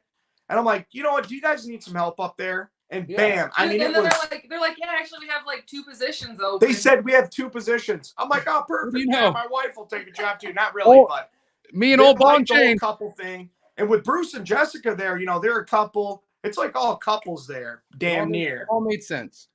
You know what I'm saying? Yeah, no, but like I said, we were really thankful, like, to work with the species we did and have Brian kind of take you on and really break my camera cherry, if you will. Getting on the internet and shit, you know, he just made it so comfortable and so easy where I never thought I would be someone doing a podcast with someone else or being able to not be awkward in front of the camera or like not come across as like funnier people to be able to like get my style of like sense of humor. You know what I mean? So I was really lucky with that. And I don't know, I like making people laugh and be people to be happy and shit, you know, because I don't know, why wouldn't he be? I may be out of pocket. Or, you know, people don't know how to pocket out of line when I say this, but I'm confident when I say this. But you worked BHB for what, 3 years, right? Yeah, just about 3 years. And when Brian and I look at Brian Barczyk as the Michael Jordan of the hobby. I really do. Oh yeah. He's the MJ, right? But MJ, who did MJ have? Scottie fucking Pippen. I think you were Scottie Pippen. Dude, that's how big of a fucking impact you were, because guess what? Every time you're on a fucking video, it was like Pippen and MJ, bro. It was like, dude, let's be honest. Like, that's why it's like, you know, like, you were such a huge asset, bro. And I really appreciate that, man. That means a lot. Things evolved, but you were a big chapter of Snake Bites Television. Yeah. And at the end of the day, Brian has whatever he has on his plate, which is tremendous. But I know in here, you're here and here with Brian, bro. At the end of the day, he loves you, man, because you are a chapter, no matter where Snake Bites go. And that's, who knows? It's, sky's the limit with that, bro. He's doing it's only going up, it seems like. But people could go back and watch who Eric Chambers were. They could go back and see who Eric Chambers and who Mary Chambers were. That is iconic. You can't delete that shit unless something evil happens and fucking... You know, that's what's so cool. What's so cool. You should maybe go to all those videos and turn them into MP4s and just put them on a thumbstick, just so you're safe. Just in case, yeah. No, I swear, kids, when I was younger, I worked with snakes and blah, blah, you don't blah. believe That's all I think about. Yeah, sure, Grandpa. Yeah, take your medicine. Yeah. What if some evil fucking force takes over YouTube and just says, anything reptiles fucking deleted. Yeah, Boom. no, you never know. You never You're fucking like, know Oh, nowadays. by the way, this person also owns Instagram and Facebook. Anything reptile deleted. Like Carol Basket owns all social media platforms. Imagine. Yep. Yeah. Oh yeah, dude. Or PETA fucking takes over. Yeah, they're trying to get rid of the goddamn cattle industry right now and shit. PETA, yeah, it's fucking crazy. It goes down to the fucking gun keepers too. What are gun keepers ready for if they're trying to take your guns away from them? Let's fucking go. That's right. That's right. Oh, you ain't taking that's why. You could take my social media away, but you ain't taking my fucking animals away, dude. That's one thing. It's ready. Why I fell in love with Joe Exotic, because he's like, come take my animals. I got something for you. You know what I'm saying? Yeah, dude. God bless Joe Exotics, because, dude, I mean, that's a different industry. It's a different department. And he was that dude. How many reptile? Okay, Brian, for instance, is he perfect? No. But I love him because what he's been through and what he's fucking progressed into. And that's the same thing with fucking Joe Exotics. He wasn't the perfect cat keeper. He's done shit that people question, but he really was in it for the right reason. Like he was in it because he loved the animals. Yeah, 100%. And like honestly, he wanted to shut down anything that was against what he was doing, and that's why he was so That's why meth isn't always good, because meth was he was like Carol Basket, bro. That was bizarre. Just shooting fucking pumpkins were like Carol Basket. Dude, he was in his. That's like me on the podcast right now shooting a handgun. He was like, honestly, how pizzo do you have to be to do something like that, bro? Dude, like you were like, you can tell he was so from the inside. You know what I was thinking though? I think he was doing all the good drugs and giving all the shit drugs to his fucking husbands. Because why were they missing teeth? And he had all his teeth. Joe looks good. He kept all the good drugs himself. He was doing it in the bathroom and fucking giving everyone else the fucking crack pizzo shit. Who knows? Yeah, no shit. Hey, fucking shout to Joe Exotic, man. He's yeah, dude. Fuck. Anyways, it's just different industry, man. But you know, I feel like at the end of the day, man, every hobby has its kind of Joe Exotic's fucking type of vibe. Like, dude, there's motherfuckers in this importers fucking just like filthy gangster shit involved with reptile keeping that a lot of people don't know. Like I'm talking about, god, like Florida's a fucking mobsters of that shit, dude. I'm telling you, bro. Like it's a whole 100%. It's loped out. It's crazy, and it's been like that since the 90s. It like animal transporting and all that shit in Florida was almost just as big as the coke importing. It was nuts, if not bigger, man. Yeah. Because cocaine, you snort it up and it's gone. Those reptiles, you breed them, they're there forever. Look at the bearded dragon and everything else. You know what I'm saying? No, I mean. It's crazy. And back to what you were talking about, this whole YouTube and fucking bullshit, people censoring everyone. I'm sure you've seen the video we put out. Donnie over at Nerd put out that video and we did that Pass the Reptile challenge. Yeah. Dude, did you see that shit? I don't know why. And like, maybe you can give me some insight. I didn't see how it was sexist, 1%. And there was only a few people, maybe 2 or 3 people. Who was making it sexist? To ruin it, dude. Like, is this okay? I don't want to be sexist, but was this a majority of females making a fuss, or is it majority males making a fuss? It was 2 or 3 women. But there was a couple males. There was a couple guys too, but I don't want to get into it. I'm not dropping any names. Can I say something? Yeah, you can say it, dude. Can I say something? Yeah. Okay. There was a fucking female on that damn. I'm gonna say it right now. There was a goddamn female on that little fucking. Hey, like, okay, guys, women. I love women keepers. Don't get me wrong, I fuck with you. Me too. I like them too. But there was a particular female keeper who was Mrs. Orchestrator of the whole thing, who fucking terrorized my page. Commented on every snake that had that was on newspaper, saying that I was toxing my snake, I was killing my snake. How can I live with myself? When I fucking blocked her on Exotics Cartel, she went to the snake trap sessions and started doing it there. Then I ain't done. Medusa, little bitch. Sorry. Oh my god, I'm so sorry. Oh my god. No, I'm not sorry. No, fuck that. I'm not sorry. You fucking made a huge fuck with this.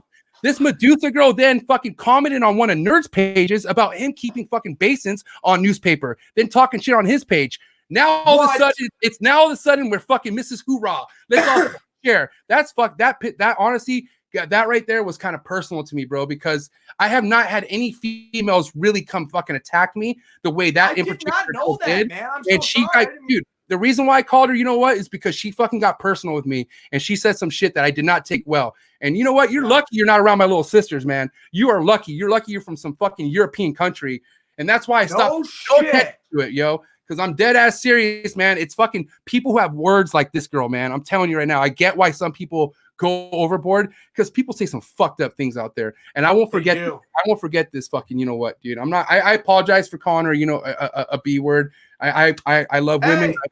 My sisters brought me up better than that, so I apologize. But I also want this, man. Anyway, so that's why attack you personally. Yeah, that's why I commented on that story. Remember, I was like, I can't wait to talk about this on the cast.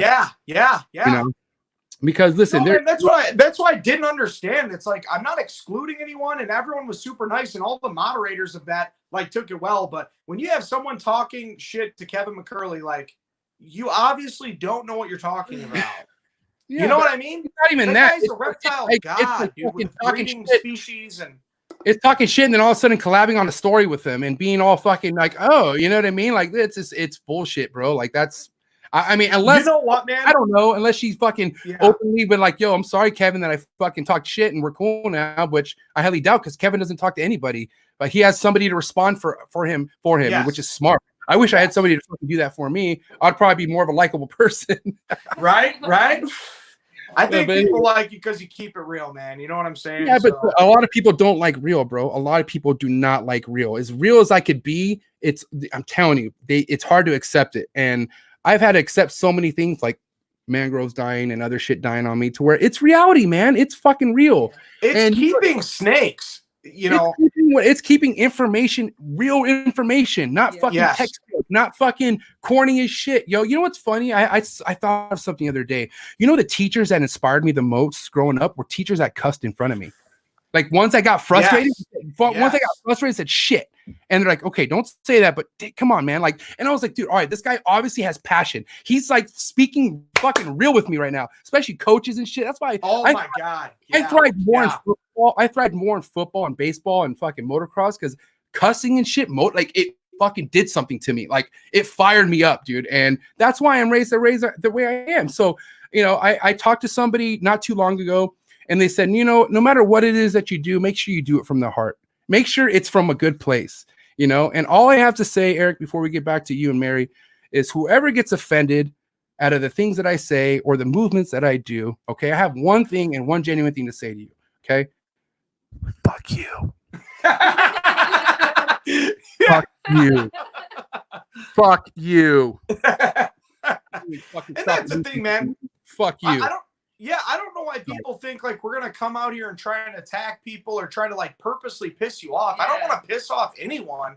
Like I feel like it'd be more constructive to maybe DM you or say, let's have a conversation about this. And I want to hear your side of your mind. I'm up for that. I'm up for people having an opinion. For a one-on-one, but when they attack you, you know, from a fake name, from a fake account, from like just fake anything, like how am I supposed to take you seriously if you're not fucking even telling me who you are? Yep. No, 100%. And like, I think I have enough close friends that know me. I have my wife. I have people to where if I was doing something to tarnish this podcast, something very negative, I would have somebody at this point sit me down and be like, yo, this is kind of this is what it seems or what it is.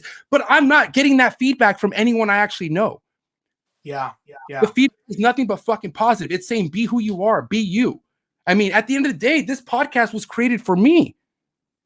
That's what I'm saying. Like, don't let someone else delegate what you do. I mean, everybody who's in this, I'm glad you got, dude. Thank God I have people on my like writing for me, and thank God I have fucking Mary and Eric. But dude, I did this. Team MJ. We're Team MJ for life, player. Fuck, bro. Like, honestly, dude, like, this is something where, dude, like you said earlier, closed mouths don't get fucking fed. You want to eat in this world, you better open your fucking mouth. I've been opening my mouth at an average of 3 hours per fucking session. I'm opening my goddamn mouth, and if I'm going to eat off of it, I'm going to eat off of it. No, straight up. And you know what? My grandma told me this, and it really did. It always, like, stuck with me, and it's a stupid saying, but the squeaky wheel gets oil. You know what I mean? Period. With anything in life. And sometimes you just got to fucking take a chance or do whatever. Fucking make shit happen, you know, and it's not going to happen if you just sit there and didn't have a podcast. You know what I mean? So you think Miguel DM'd me? Yeah, exactly. Yeah, straight up. Yeah.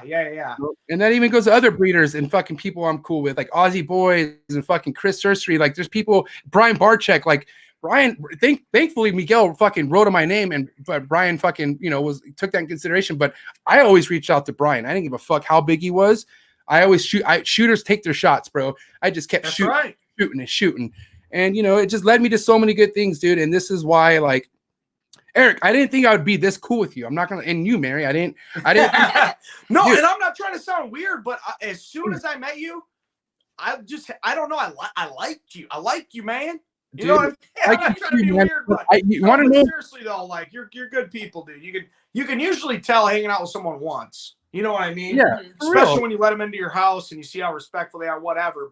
And I knew if you messed with Miguel, you're good people. So first impressions are everything too. Like you can, I've met people who've really fucked up their first impressions, but I could see through that and like, okay, that's, you know, I'm talking about like a drunk fucking version of somebody, or just like somebody not them, you know what I mean? But if somebody's them and there's no influence of anything else, then I'm paying attention to all that shit. Like I watch everybody's move, and that's why I'm quick to like either like, you know what I mean? Like, I don't know, I'm not a professional fucking people reader, but I'm pretty confident in my people reading skills. Like I will take that shit to the bank. You know what I mean? Like I will, and if I'm wrong, I'm wrong, but oh well, fuck it. It was my loss, I guess. But I haven't really missed too much on that, especially lately, especially in this hobby.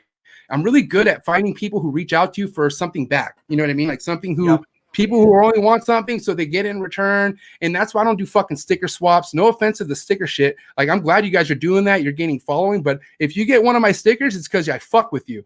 Like, I'm giving you a sticker if we are like fucking, you're like, yo, this is, and I don't want a sticker back.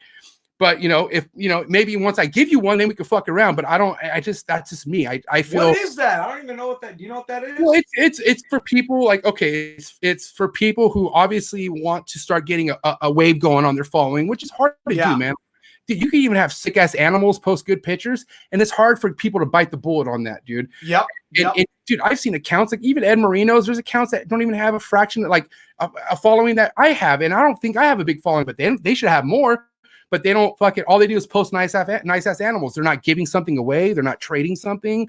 They're not like, and that's. Oh, I see what you're saying. Yeah. You have to somehow be like, hey, I'm new, and this is what I'm like. Like, there's one guy killing it right now, and I'll give him props. Small Town Exotic, Shane Kelly. Shane does it. This guy, he's super fresh in the game, but he's really like growing and expanding because he does a really good job collaborating. And and then my other homie, Jason, JH Pythons, I'm having him on in like 2 weeks, but he's like he's the godfather of sticker swap. He started it. He like, no shit. His following fucking it went up like a lot. Like it affected his Instagram. It affected his YouTube. And, you know, cause he breeds and he does giveaways, and it like, you know, he has the right kind of like, cause Miguel did all that shit. Miguel did auctions. He did giveaways. I haven't seen it done much with him anymore, but like, that was a huge part of his beginning of following. Right. Yeah. And I think it's awesome. I've done giveaways too, and I've regretted every single one of them.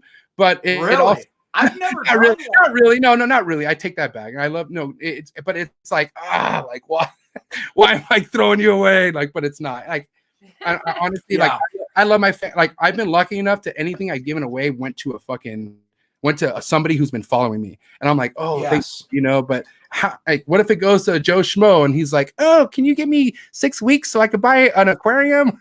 You're like, no, that's when I have to fucking pull the plug.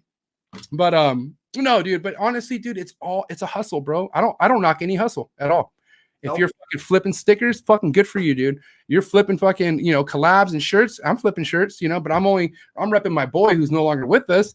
But you know, it's just you can't knock any hustle in this game, man. And I give anybody out here who's fucking grinding and doing shit, shout out to you guys, man. You guys are like literally setting the tone for a lot of people who are just joining and shit. So yeah, man. Oh my God, it's so terrible to hear what happened, but I'm glad that you're still doing the podcast with them. And I would never stop. Desiree and stuff, and I've only like met her and talked to her a few times, you know, over the past few years. Shit. So I introduced the Walter White strand to Mary when I went over to her house. Damn. This shit's different though. This is the apple fritter. So this is Walter White apple fritter. Looks good to me. Holy shit. I just I was supposed to leave Mary a little fucking like a little sample, and I got so blown out of my mind, and I got okay. Listen, can we talk about that again? So listen, we had a little smoke sesh at the Chambers. We went to We went to go feed the caiman. Everything's going right. Everything's going right. And then what happens? We got to go. We got to go. Yeah. We got to go. We're going home tonight. I'm like, what? Yeah. Hey, sorry, Eric. We got to go. Like, let's. And remember, it was wrap it up and go. Yeah. Yeah. We were gonna go get lunch and stuff, but dude, I totally get it. This was This like, was right when Corona was crazy. Corona hit, and we Remember? didn't know what was gonna happen next. I thought there was like military coming in and shit. I was hitting only because I thought we were staying at the Chambers and fucking just geeking out on more animals. I got heavily stoned. I smoked. Yes. I was blowing fucking straight fucking kamikaze clouds, man. And like, Mary was hitting it. We were having a good time. And then we go downstairs and it was like, fuck everything. We're leaving. And then we go inside Chambers' car and we're on this road that's just no other cars. I don't know what. We were on a freeway. And I'm like, I took you guys on the back roads, man. We're quiet. And I'm like, hey, this reminds me of the pilot episode of Walking Dead. Like, this is how this is how the Walking Dead started. Straight fucking like, if it's this is the crew. It's us four. It's nobody else. Oh yeah, we're good to go. I was trying to think how we were going to get you guys home, man. I was ready. I was ready to ride with you guys. I couldn't believe because I'm like, wait, so there's no bar check happening. There's no fucking like we're just leaving. And I didn't know, and I understood where Miguel was at because he has kids. Like he has kids. And shit. yeah, I totally get that. And the wife. I feel bad for him, but I also a little bit felt selfish because I was like, I just arrived. But no matter what, if he's ready to go, I'm ready to go too. Like it is what it is. Luckily it changed for the better. Like, he finally dropped us off. We went to BHB. As soon as we drank beer, bro, as soon as Miguel got alcohol in him, calmed him down a little. It all chilled. And it fucking worked out for the best, dude. Man, I was fighting. Because remember, you guys showed back up. I got high with Mary. I sparked that ass fucking gorilla fucking joint. Remember, it had shit all over it. And shit, dude. I'll never forget that because I'm sure people know that I partake and smoke and stuff like that, and it's legal here. Whatever, you know what I'm saying? But we were smoking outside, and this kid came up, and he's like, "Oh my god!" Like he was like a fan. I gave him a little autograph on his poster and took a picture of him and shit. Cool guy. I can't remember his name. I met a lot of people that night, but he's like, "Dude, can I take a picture with you smoking this joint?" I'm like, fuck yeah, dude. And when I was blazing with that guy, he was just to see the look on his face. He was like, oh my God, I'm smoking with Eric. But that just made my whole night. But it was really cool. There's a lot of people there. And it was kind of worrisome because it was right when Corona popped off. No one was testing. And all these people were there from all around the country. I don't think there's one person sick, though, that came there. Right? Not one person got Corona that was there, so I'm good. Shit. I'm even a little compromised being a smoker, and I've had problems with my lungs and shit in the past, but fuck, we got to go one day. You know what I mean? So, but no, that was so funny because, you guys were over, and it's like, we got to go. And I almost wanted to give Miguel a pistol or something. Be like, here, calm down, player. You got a pistol on you, and we'll call you kids.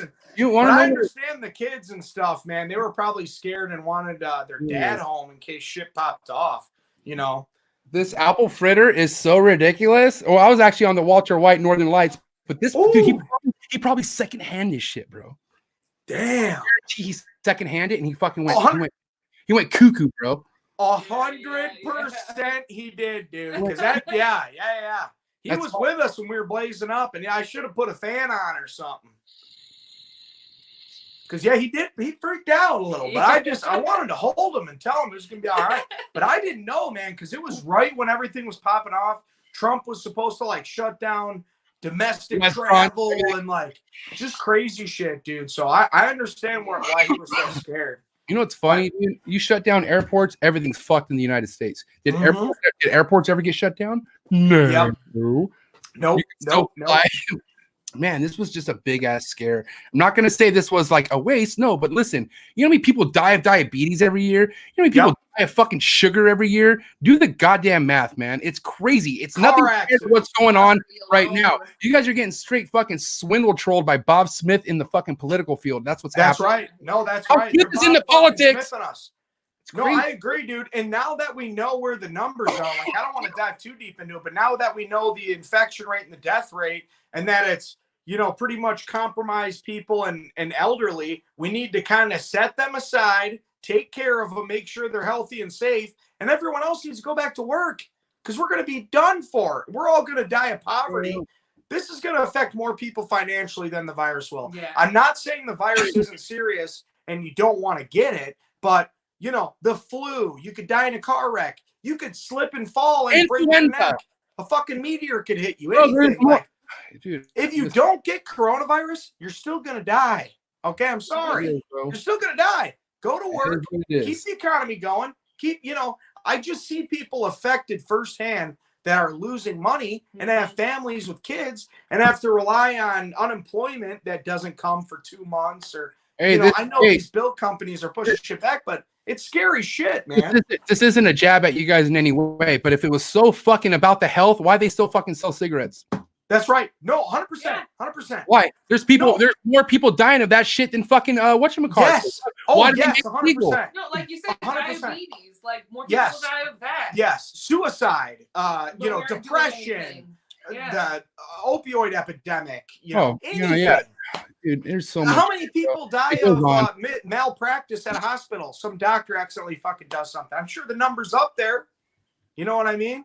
There's a lot of stuff. There's a lot of stuff, man. And I know people are scared, but if you want to stay home, stay home. If you want to go out wearing a mask, wear a fucking mask. And, lock little granny up and we'll fucking give her some food through the window. And when the shit blows over, we'll be good. But, I'm really terrified. I don't know if you heard about this, MJ, but here in Michigan, you could buy lotto tickets, liquor, and cigarettes, but you couldn't buy flowers or seeds or paint stuff or anything. They shut everything down, and they just opened it back up. They shut motorboating down, and it's like, how are you going to affect someone out on the lake fishing, man? Come on.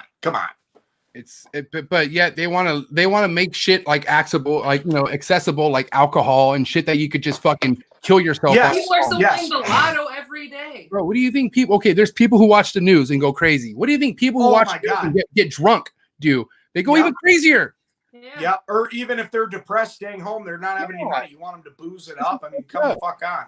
But no, it's scary, man. It's really scary. Really scary. A lot of people are starting to wake up, though. I'm not gonna lie. I'm starting to see a couple like people who are Mr. fucking mask on all the time. They're like, making good of why shit does not make much sense right now. A lot of shit does not make sense right now, and it did. You know what?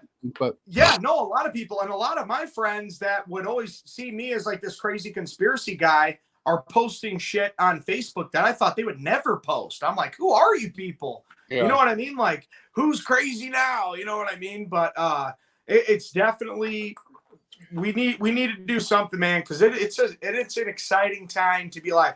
But what I was gonna say is I would almost compare this to what happened September 11th. Like, this is going to change the world forever. It's never going to go back to the same after this. 9/11 didn't have this much of an impact on businesses and shit. I mean, it did on Herping. But when I say 9/11, like, what I mean is like, after 9/11, like, the airport security, this and that, and like, it's going to be. There might be masks on required at every grocery store for the next 5 years for all we know. Yes. It might just be a normal thing. You have to wear your mask. And then, what's funny? There's been places in China who's been doing this for years, wearing masks everywhere. Yeah. What do you think? How do you think some of them are here wearing masks? Because they're used to that back home. They're comfortable wearing a mask. Yeah. Honestly, guys, listen, this is just shit that we have to adapt to. China is still like, China is honestly fucking bouncing back from this. And as bad as they made it seem and threw it on us, they're ready for shit like this. Like, you know what I mean? Like, it's crazy. And, but dude, it's all about adapting and overcoming. And that's what you got to do. And, 100%. Stay home. You have to stay home to make shit chill. Stay home. I listen, I feel like I should easily go back and forth if I want to anywhere. Right. But my wife feels importantly that I only do it as needed. So I'm going to do that for my wife because it helps her out. So there's people out there who you just got to cope with, and you just got to like, okay, you know what I mean? But my feelings strongly are like, why do I need to put a mask on? But I will put a mask on because I don't want to be that only idiot who's not following everything else. Does that make sense? If you're going to get fucking corona, a mask is not going to stop you from getting corona. You're going to get corona. No. And you know what, dude? That is very true. That's very true. If you're going to get it, you're going to fucking get it, dude. You're going to get it hard. You're going to get that shit real like fucking Jenna Jameson. You're going to get it. No, that's right. That's right. And I swear to you, man, I had the shit before everything popped off. It was just being talked about, and I feel like it was already in the U.S. I got this shit in a baggie. Hold up. Dude. Oh, shit. Yeah. He's got it right here. We're going to chop some up right now. Yeah. No, I swear to God, man, I was super sick, and I had like a lung infection, or they called it like a, respiratory infection. I was sick for a week. I couldn't even get out of bed and shit. I was so sick. And Mary, I had a fever. Mary had a fever and got sick. Mm-hmm. This was before any of this hype even went on. Probably 3 weeks to a month before, and we were fucking really sick. And you recovered from it, and it's just like, I don't know, man. I just feel maybe I had it. I don't know, something like it. Fuck. Yeah. But I'll tell you what, dude. What freaks me out is like, think about how when you were out in public and at the Reptarium, all the motherfuckers I was hugging, and you get some sweat on you. Bro. You go to a concert, people need to share germs with each other. And like us being away from each other and like quarantine and your face covered up, like I feel like a lot of people are going to get sick after this quarantine just for not being exposed to germs like we normally were. Unless you're picking up snake shit with your hands. Yeah, that's right. No, yeah. Eating a fucking cheeseburger. I don't give a fuck. Shit. Yeah. I hear you. Fingernails have the calcium in it. I got that white stuff in my fingernails. I don't give a fuck. Oh, yeah. No, fuck it, man. Fuck. It's good germs. Fuck. So reptile keeping at some point, right? I mean, there's been a fucking topic all over the Facebook. I haven't seen it much on Instagram, but what do you know about nidovirus? Not a lot. And I'd never heard about it before, but I had just heard it, obviously, being a part of the reptile community. I've heard people saying that their snake died from it or something like this. Haters would say that Brian has the nidovirus or whatever. Or even Kevin. Right now it's Kevin, supposedly. It's everyone. Somebody, all the big people have it.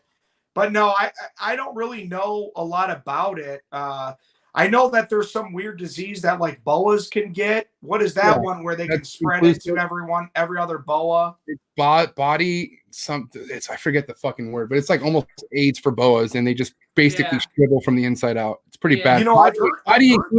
Body inclusion disease. Don't fucking quote me on that. Somebody will probably. Okay.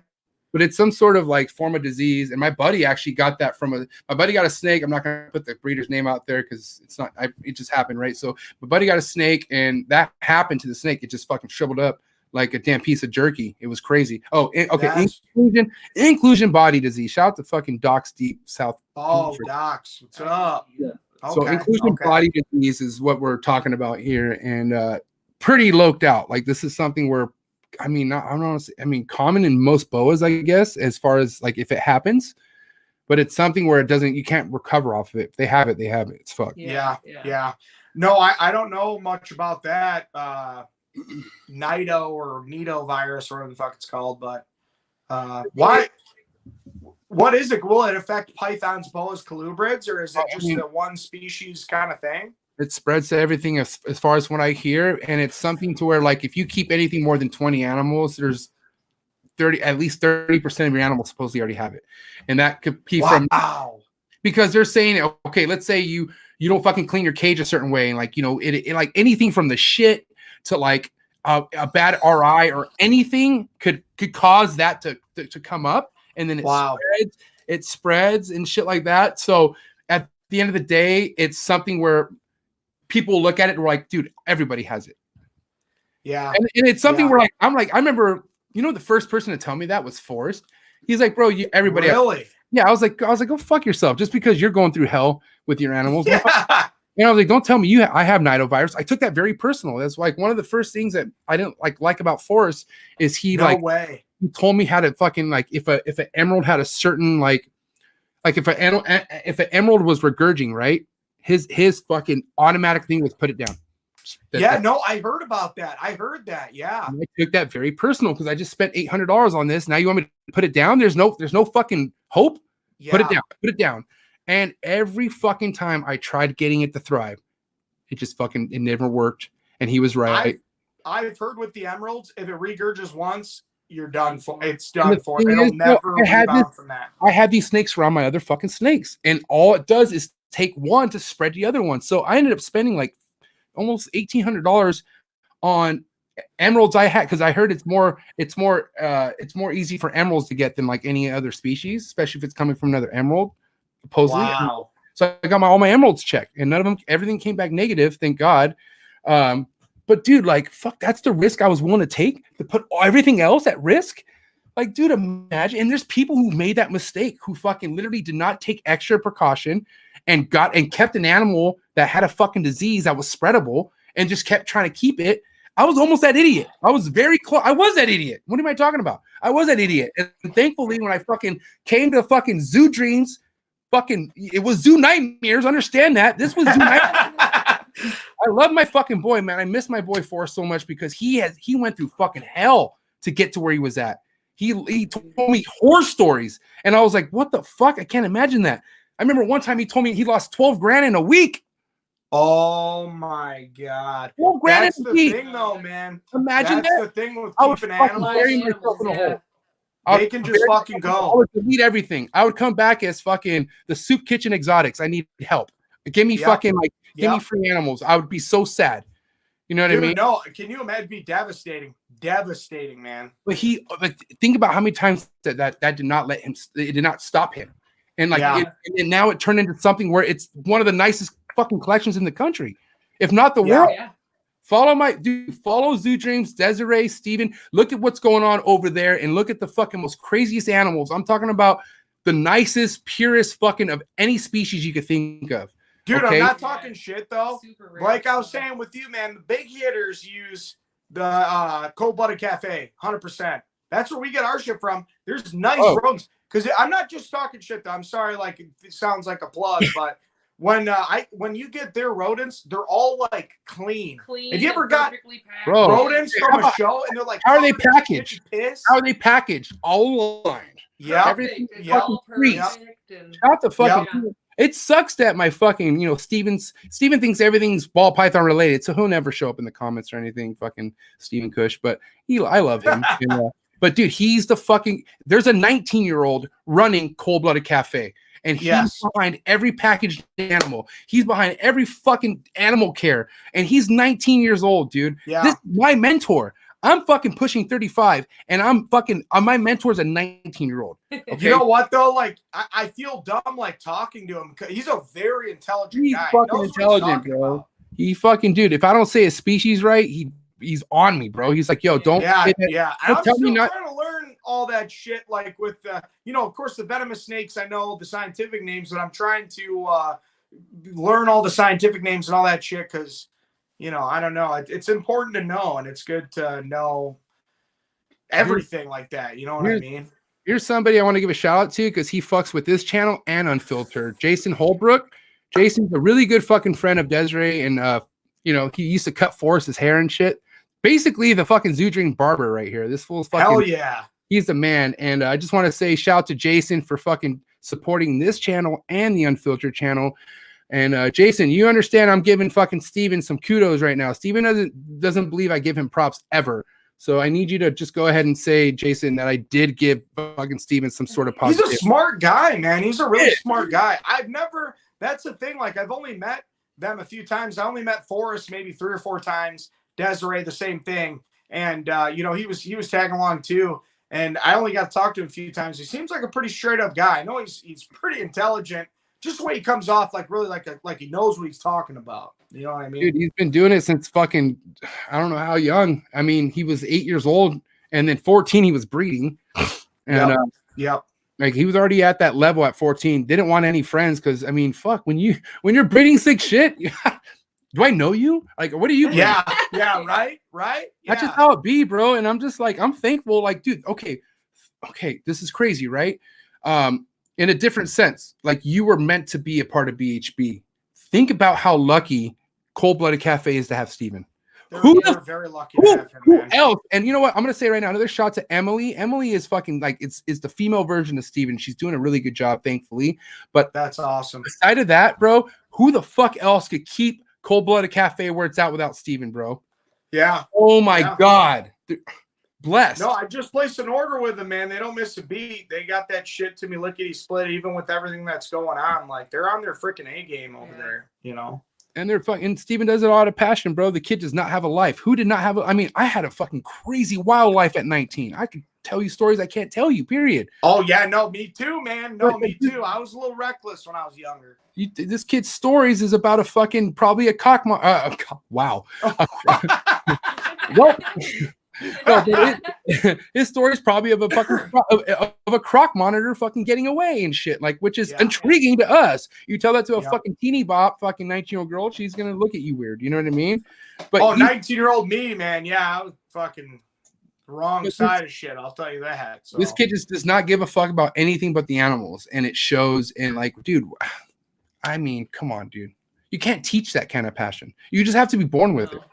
I hope we can go see their facility one day. I was never lucky enough to make it down there. I'm there. I can't wait. I told Steven I'm giving him 2 weeks of my fucking manpower, yo. I'm going there. Oh, yeah, I'll work there. I'll work down there. Yeah, maybe do a podcast collab.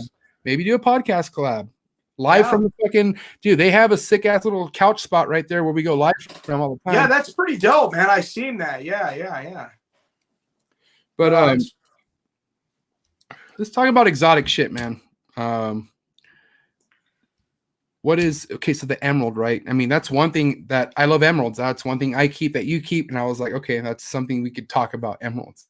Really dope. Just got into my first one, a few months ago. I've always wanted one. From Brian. What's that? From Brian, right? No. I actually got this like a little Craigslist thing, So yeah. Craigies? You went to Craigies? All right. Yeah, no, it was what was it? Facebook? It was on Facebook. It was like a friend of a friend, and he was looking for retics, and I'm like, hey, I got one I can part with. I'll trade you. And he's like, oh, I've got this.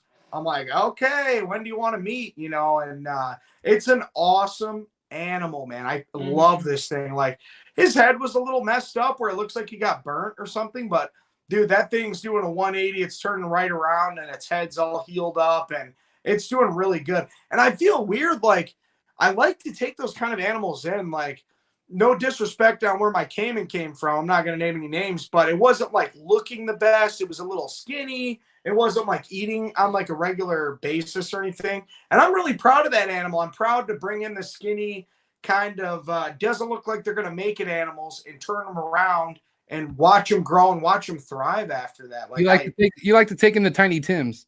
That's right, man. Yeah, and pimp them out. I really get off on seeing them just do good and do a turnaround. You know what I mean? It's something special. I don't know, because I feel like a lot of people would just see an animal like that and be like, nope, I'm not fucking dealing with that. Let it die. But I'm like, no, let's take it in, and I'll show you what we can do with this little bugger. You know what I mean? So as far as you taking it in, it's always eating for you. It's always Yep. You know what's really weird, man, is like probably a couple weeks before all that shit happened, I actually reached out to Forrest, and I was like, hey, man, like, have you seen anything like this with the head injury? Like, what should I do? Oh, that's a beautiful animal. And he was telling me how to feed it. You know, how you feed it like twice and then let it poop, and then you can feed it again. And so that really, because I know he was the master of that shit. You know what I mean? Of the emeralds. So.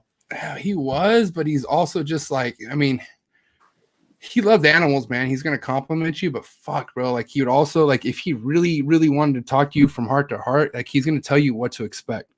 Yep.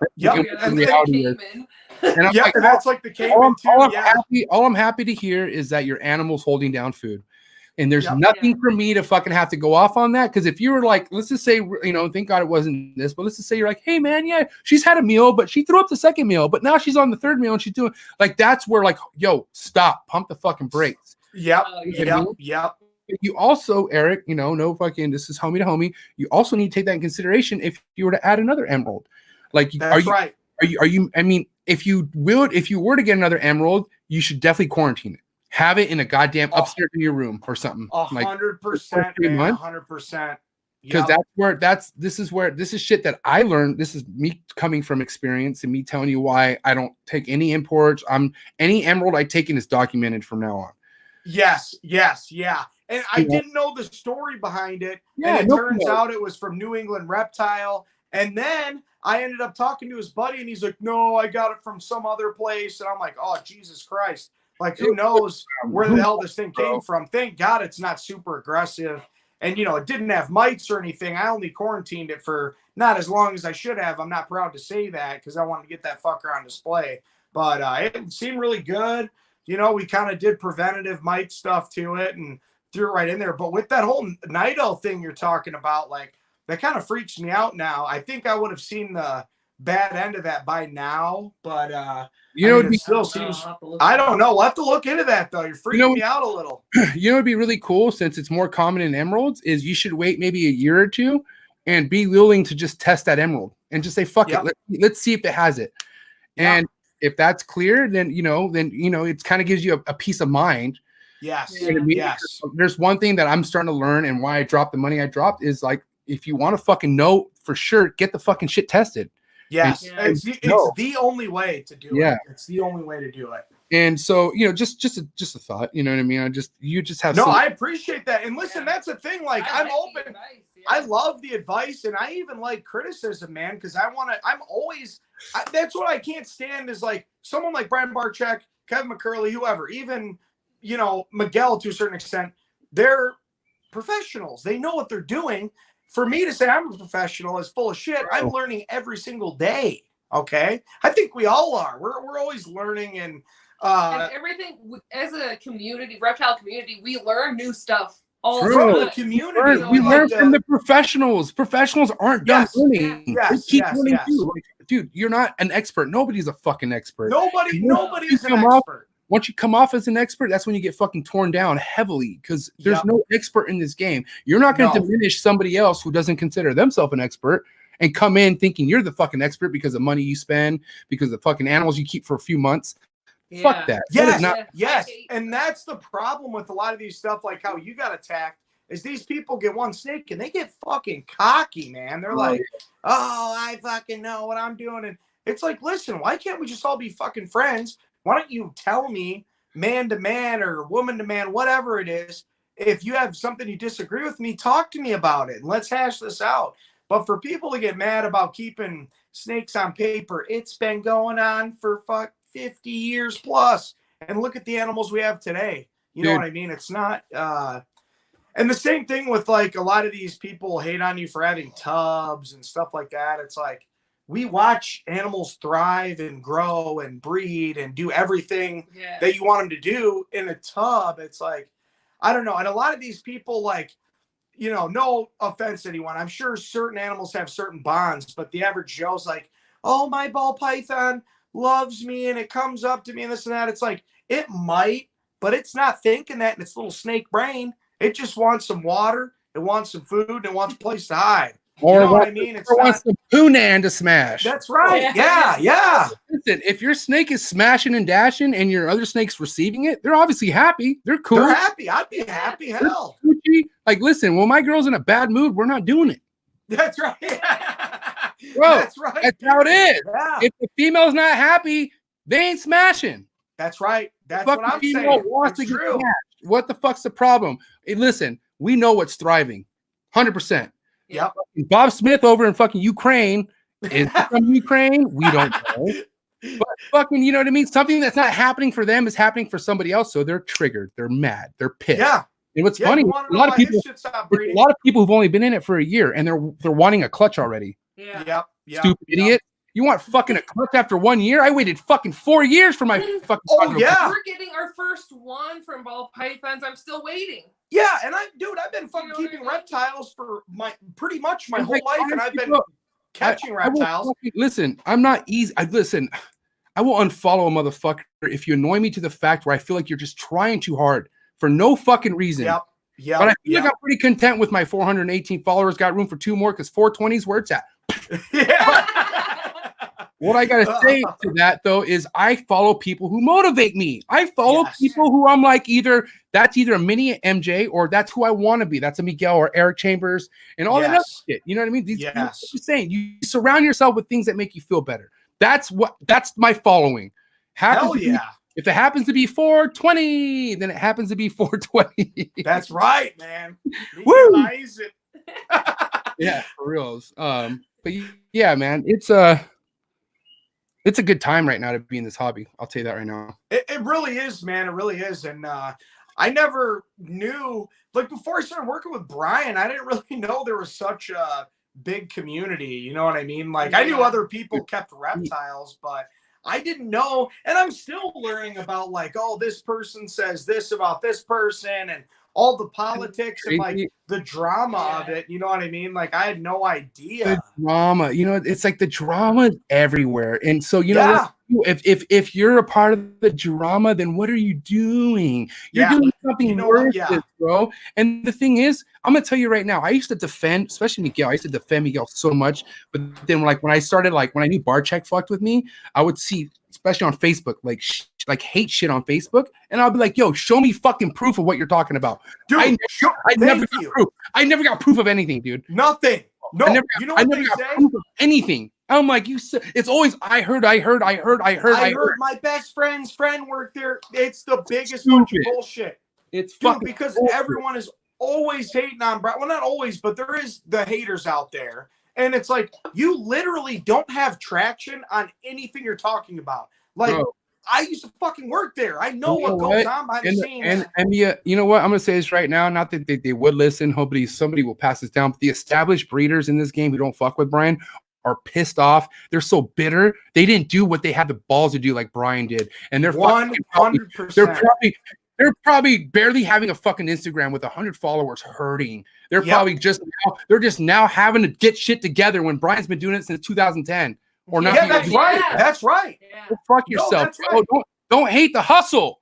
That's right, man. That's right. No, I totally agree. Brian, I totally agree.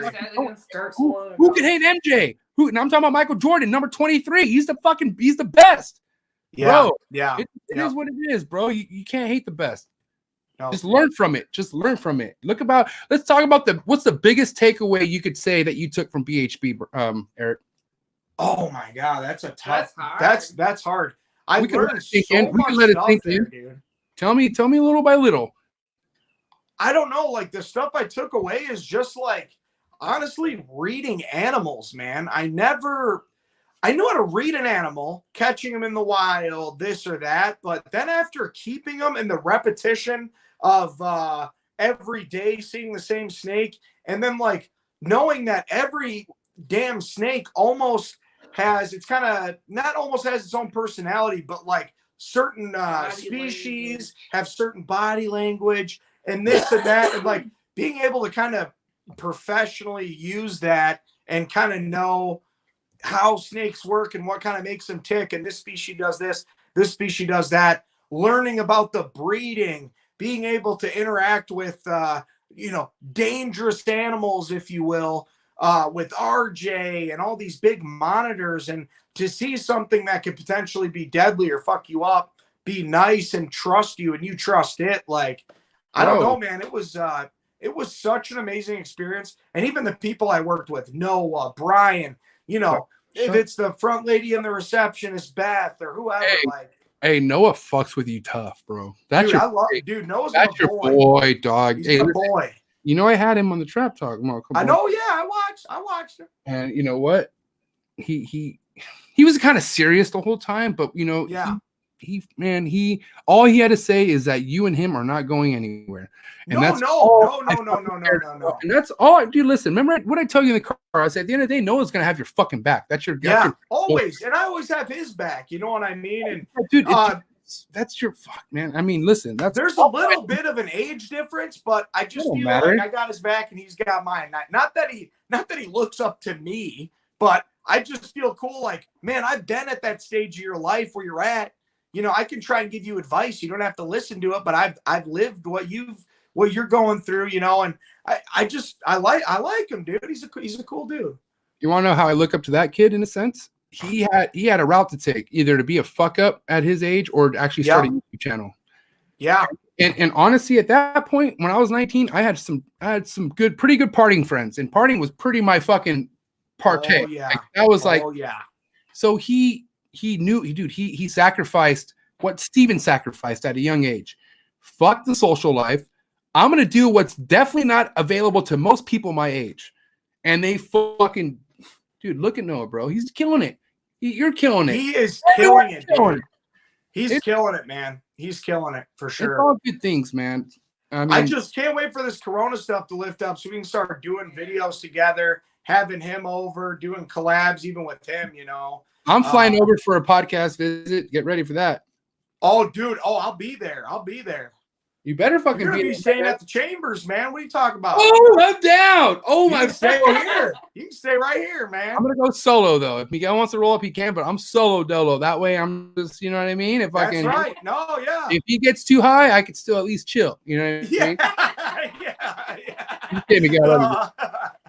Oh my God. We'll Right. get him some nighttime tea or something to calm his last down.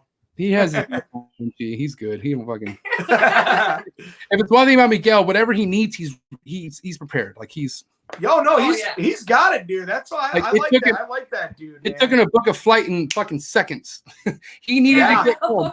Yeah. He booked a flight like that. And I was like, wait, when am I getting home? And oh yeah, you. Fucking forgot about you. Yeah. But I'll tell you what, when he says something, he does it because he's like, oh, do you want this snake and this snake when I first met him?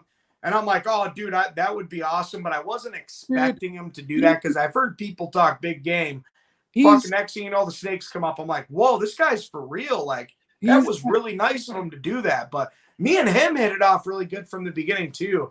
I don't know what it was. Like, him and Cusco, because I actually met Miguel the first time with Brian Cusco. So, me and him got to chill. He's a cool dude, that Cusco. I like that guy. Amazing. If you want, so I had Cusco on before you guys last week, and he broke the limit. We went 4.5 hours, fucking no pressure, but we went fucking 4.5 hours, dude, and we could have went longer, but he's somebody to where I really worked hard to earn that guy's fucking respect and friendship. Like he's like, he's not somebody who's like, okay, like you fucking giving me so many free shirts or so many this and that, and I'm gonna follow you back. You don't give a fuck. If he fucks with you, he fucks with you, and I respect that.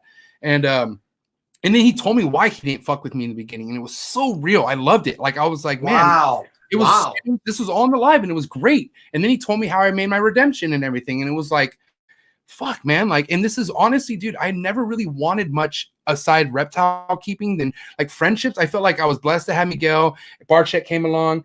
And then like Brian, like he didn't follow me back for a while, and like, you know, it was just kind of weird, and I just, you know, it was what it was. But I felt like I wanted his fucking like his almost his blessings. It's almost, you know, just because like he's somebody. The reason why I respect him is because, bro, he's like the YouTube fucking OG in this shit. Other than Brian, as far as like new era wise, Cusco has Cusco style. Nobody does Cusco things like Cusco.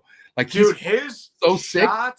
He's amazing, bro. I love it. Yep. And I take a lot of credit personally for my stories. Fucking like, I'm one of the first people to fucking put music on my stories. I swear to God. The OG. No, I'm telling you, nobody. I mean, I have like maybe 2 people who back me up on this, but the left to right, like meaning nothing to a snake with music. I fucking started that shit. But low key, like I learned that shit from Cusco. I learned a lot of shit from Cusco, bro. And I look up to Cusco highly when it comes to like anything with YouTube, reptile YouTube content. Just a lot. Like, you know what I mean? It just it felt good. It felt like I'm finally going in a good direction. Because like, you know, Cusco's telling me how much he loves my fucking podcast. Now he's telling me things I never thought he thought. And I'm like, whoa, it's fucking mind-boggling. You know, your mind. So cool. That's so cool. Yeah, so, I remember when I was working for Brian and he was coming out with Miguel and he messaged me and I like almost freaked out. I'm like, Brian Cusco just messaged me, Mary. He messaged me. And I was like, you know, chit-chat with him and shit. But no, he's a really cool guy. I'm really lucky, man, to have worked for Brian and to meet all these people. You, Miguel, everybody, dude, the nerd crew. And it goes on and on. Like, it's just, I'm so lucky that I got to work with him and gained a following because I wouldn't have shit on YouTube if it wasn't for him. Like, that's the only reason it like blew up so fast. You know what I mean? And I really can't thank him enough for that. And Noah too. You know what I mean? Yeah. But, and then like I said, at the end of the day, you finally took the first step. Like you. Yeah. I felt like I brought something to the table. I mean, you know what I mean? It's not just like. What do you mean? How many subscribers are you at right now? How many subs are you at right now? What's that? How many subs are you at? You're gonna make me look. Oh shit! I think it's like 35 or something on YouTube and like 36,000 on Insta. 36,000. That's crazy. That's crazy. His That's his average views are around 40K, yo. That's crazy. His first video went 88,000. Yeah. Yeah. Can you believe that? No thumbnail. He's like this. Cute little Eric. Fucking no thumbnail. Yeah. Oh, little John Candy, motherfucker. God damn it, Eric. Your personality, like it's just so you have so much behind your shit. I love it. I appreciate that. I'm so like I'm not saying this for clout, but I'm so glad I have this on documentation to where like I feel like you could have your own TV fucking show someday. Like your personality is so much there. People laugh, man. I like you know remind me of? You remind me of a new era of a fucking John Candy. Yeah, right. Yeah. John Candy used to call me at the tire shop. Fucking. I don't want you to go out like him, so fucking. You know what I mean? I'm just saying, like you're that. He made me happy. Like he was a jolly, just a jolly. And he wasn't fake. He was just himself. But what I'm saying is, you have such a positive aura that attracts people to where, like, dude, if I want to feel good, I'll just pop on one of your vlogs. I appreciate that, man. I appreciate that a lot. I really do. I really do. Thank you, man. That's why I married him. Yeah. That's why you're married with Mary. Yeah, that's right. Yeah, Mary, will you marry me? No, it's a lot of fun, and like I'm glad people are kind of bearing with me through the YouTube because we're stuck in lockdown. Like my editing skills aren't the best yet, but I'm just trying to keep it real and keep it raw. Not that over editing is bad, but sometimes I feel like people like kind of that almost authentic kind of just raw cell phone footage. Here it goes with a little background music. Dude, you know. Hey, listen. Any content's better than no content, right? So that's right. Instead of waiting like a lot of people wait until they have the most perfect fucking. I have my own perfect fucking channel, which they think is going to help their following. It's not. It's how much you put out. You have to just keep doing it. It's boom, boom, boom, boom, boom, and that's what you're doing. You didn't have an insecurity on being professional or fucking anything else. And you just fucking went. You just went. And that's what's helping you because you don't need much to do except fucking show your animals. Like I'm already doing this shit. You're doing this shit. Yeah, and show people what's going on. And if you want to keep a big collection, here's what it's like. You know what I mean? And you know what I'm talking about. I want to give a shout out to Chris Graham. Oh, Chris Graham. Thank you, man. Yeah. This is a fucking. I'm not a bearded guy, but this is the only bearded guy. So fucking weird. I got the products in right now, baby. Oh, you do? Okay, that makes sense. But if you ever want to live by an example of a beard, Chris Graham's the one to fucking follow. Chris Graham. Listen, no homo. He's a good-looking mofo. All right. I seen him dress up like that Randy Savage, and I was questioning his sexuality. You know what? I take that. If somebody imitates any wrestler, I take that personal because I love wrestling. Yeah, me too. I'm like, you better bring the fucking heat. And you know what? Chris Graham was meant to be a fucking macho man, dude. Dude, for sure. That's my man. Shout out his beard company, man. Dude.com, dude. That's where I get all my shit from. So yeah, shout out to He hooked it up, fat dude. He hooked it up. Yeah, man. That's sick. I mean, and that's a beauty about this too, man. You can just meet so many great people. You know what I mean? You really do. You really do. Yeah, you connect with so many people. It's not even funny. I mean, look, us meeting and other people, Chris Graham, and it's just that's why I'm so happy to be a part of this, dude. I love having the friends, the advice. You can literally reach out to anyone about any animal that they specialize in, and they can help you out or whatever. You know what I mean? It's so cool, isn't it? Like it's so. But I will say this. I will say this to everyone else, and this is something that age. Like, this came with age and fucking trial and error. But approach is everything. If you want information from somebody you don't know, and who cares if they're big or small, but you're reaching for their time, you better ask appropriately, and you better fucking ask in a sense where you're not expecting something in return. Like that's like honestly, dude, I delete a lot of fucking things where they're telling me or asking me about questions of the snake that they bought where I don't know who you bought this fucking whatever the fuck this thing is. I'm not going to give you information. Dude, and then they keep texting, like saying, "Why aren't you answering me?" And I'm like, "The fuck? Like, do you have the nerve to like I know. I couldn't imagine reaching out to someone and being like that. You know what I mean? Like, oh, what the fuck, guy? Come get back to me now. You know, It's better, weird, dude. It's better the way I used to get information. You want honestly, dude. The reason you want to know why I was so like fucking putting people on blast on my, and not that you knew this, because by the time we met, I've been more positive in MJ. Not that I'm all the way positive, but I've been on a better route, right? But back then, bro, like I was, like if I felt like you're Mr. Out there to fucking do something wrong to me, which there was a lot of people out there at that time. I'm talking about 2017. I had one mentor in my life he's not even in the game no more. He's fucking obsolete, like gone, like no shit. Right? He told me that a snake eats even more when they ovulate. Oh shit! So the only adult ball python I had that I was pairing, I thought she was gravid, and I was talking to this guy. He's like, yeah, she's gonna have massive eggs. If she's eating, she's gonna have bigger eggs. So, dude, every time she would shed, I'd be like, pre-lay shed, pre-lay shed. Oh no! Oh, can you imagine? It left them there. So disappointing. If you want to go back to mid 2017, I had like 4 posts saying that this was a pre-lay shed, and she never laid. Fuck! It happens, dude. It happened to me a couple of years ago when we were trying to breed them. I just wasn't doing it right. Well, probably 3 or 4 years ago before I worked for Brian. But I'm like, I think this bitch is gravid. And it's like, maybe it's the 2 fucking rats you fed her. You know what I mean? It's like, those aren't eggs. But no, it's crazy. And that's what's crazy to me. Like working with Brian, we'd take our snakes in there and, hit them with the old ultrasound or whatnot. And now we know, you know what I mean? So, but dude, I want to pick your brain. What kind of incubator do you have, man? Because I tried to make one. It's now working out so good. So I'll tell you right now, the most simplest way to go, right? So you need air sealed shit. Like it has to be air sealed, right? If you have a mini fridge or even a straight, like those ice glue tubs, like those straight, like those ice chests. Really? It's all about humidity and air sealing. And you have to obviously have a temp where they need to be, right? Yeah. But that's basically where it's at. But what eggs are we specifically talking about? Ball pythons? Ball python eggs. What do you have right now? So if a ball python were to drop eggs, what do you have? Dude, all I made this little like Cuisinart wine cooler fridge, but it's very narrow and long. And I've got a heat pad in the bottom. I've got my thermostat up top. And then I've got the eggs like in the middle level. I thought I could fit 2 in there, but it's just the temperature is too different from top to bottom tub. And I put a little fan in the back to kind of blow some air, but then that was throwing it. It was cooling it off in the back. Take the fan out. I've unplugged the fan and I'm just running the heat pad. And I'm going to see what it's at tonight. But I've got a ball python that could lay like any day. Take the fan out and find out what heat you need to keep it to be consistent. Yeah. Because how much diverse your temperatures are, like, ambient wise, I would just fuck the fan. Like I'm just saying right now, it's all about having the right humidity and the right temperature that's consistent.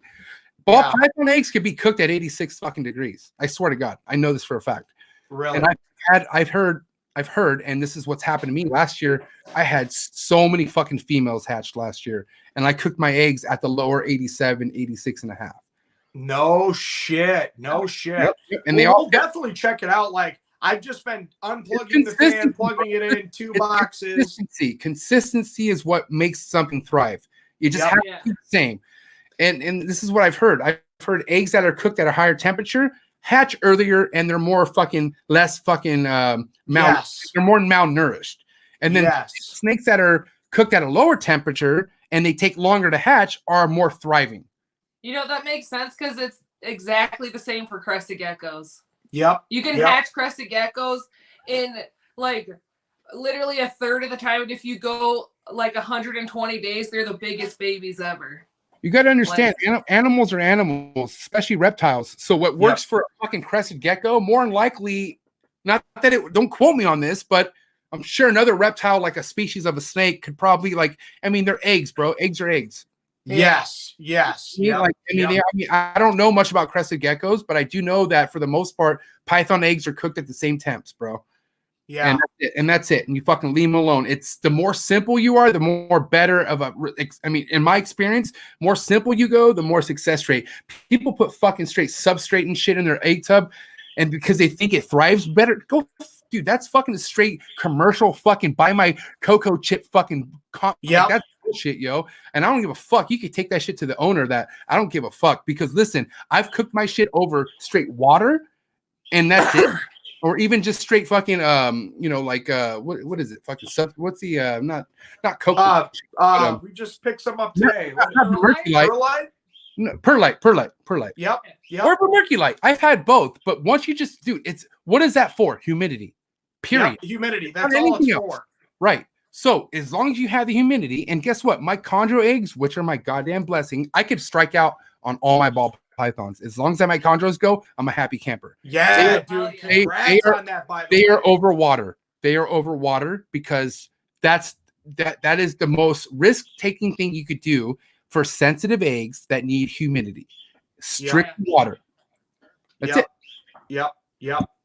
Yeah, as soon as we get off there with you, man, we're going to try and fix that thing up and get it going. But I think we still have a few days for she's going to lay, but anytime. Just find a temp that's consistent, that's not over 89 and that's not under 85.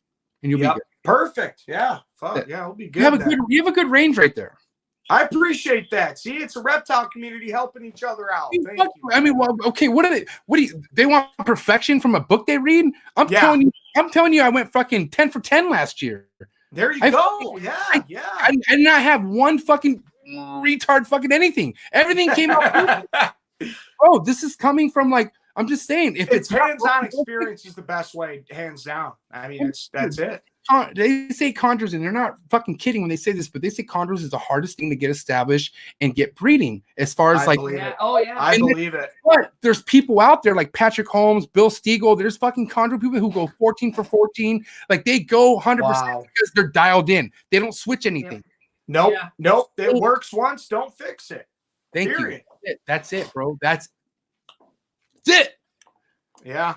Find out what works for you. Don't fucking find out what works for fucking Joe with a foe and whoever the fuck, like just find out, like, because they could be in fucking Arkansas and you could be in fucking California. 2 different locations. That's right. I tell people all the time. Bro, atmosphere. Don't ask me how I keep my animals unless you're my neighbor. Totally different. You my neighbor? Then yeah, no kidding. Did you find my snake, motherfucker? Yeah. That's so funny. Dude, you know what's fucked up? I tried, I wanted to mentor this kid after I found out he found it, and I found out he went to rehab. I was like, damn. But I was also like, thank God I took that snake back. Yeah. You'd have fucking sold that for a little bit of crack or whatever. I don't care how you who throws 4 little mice into a big snake's cage and just walk away. I don't know about that. That's why I don't want to do giveaways. Yeah, right. Yeah, you don't know where the hell that thing's going, man. You don't know where the hell.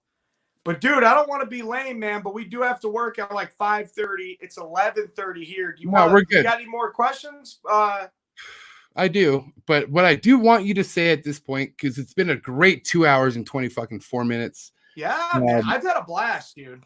Eric, and Mary, combo question.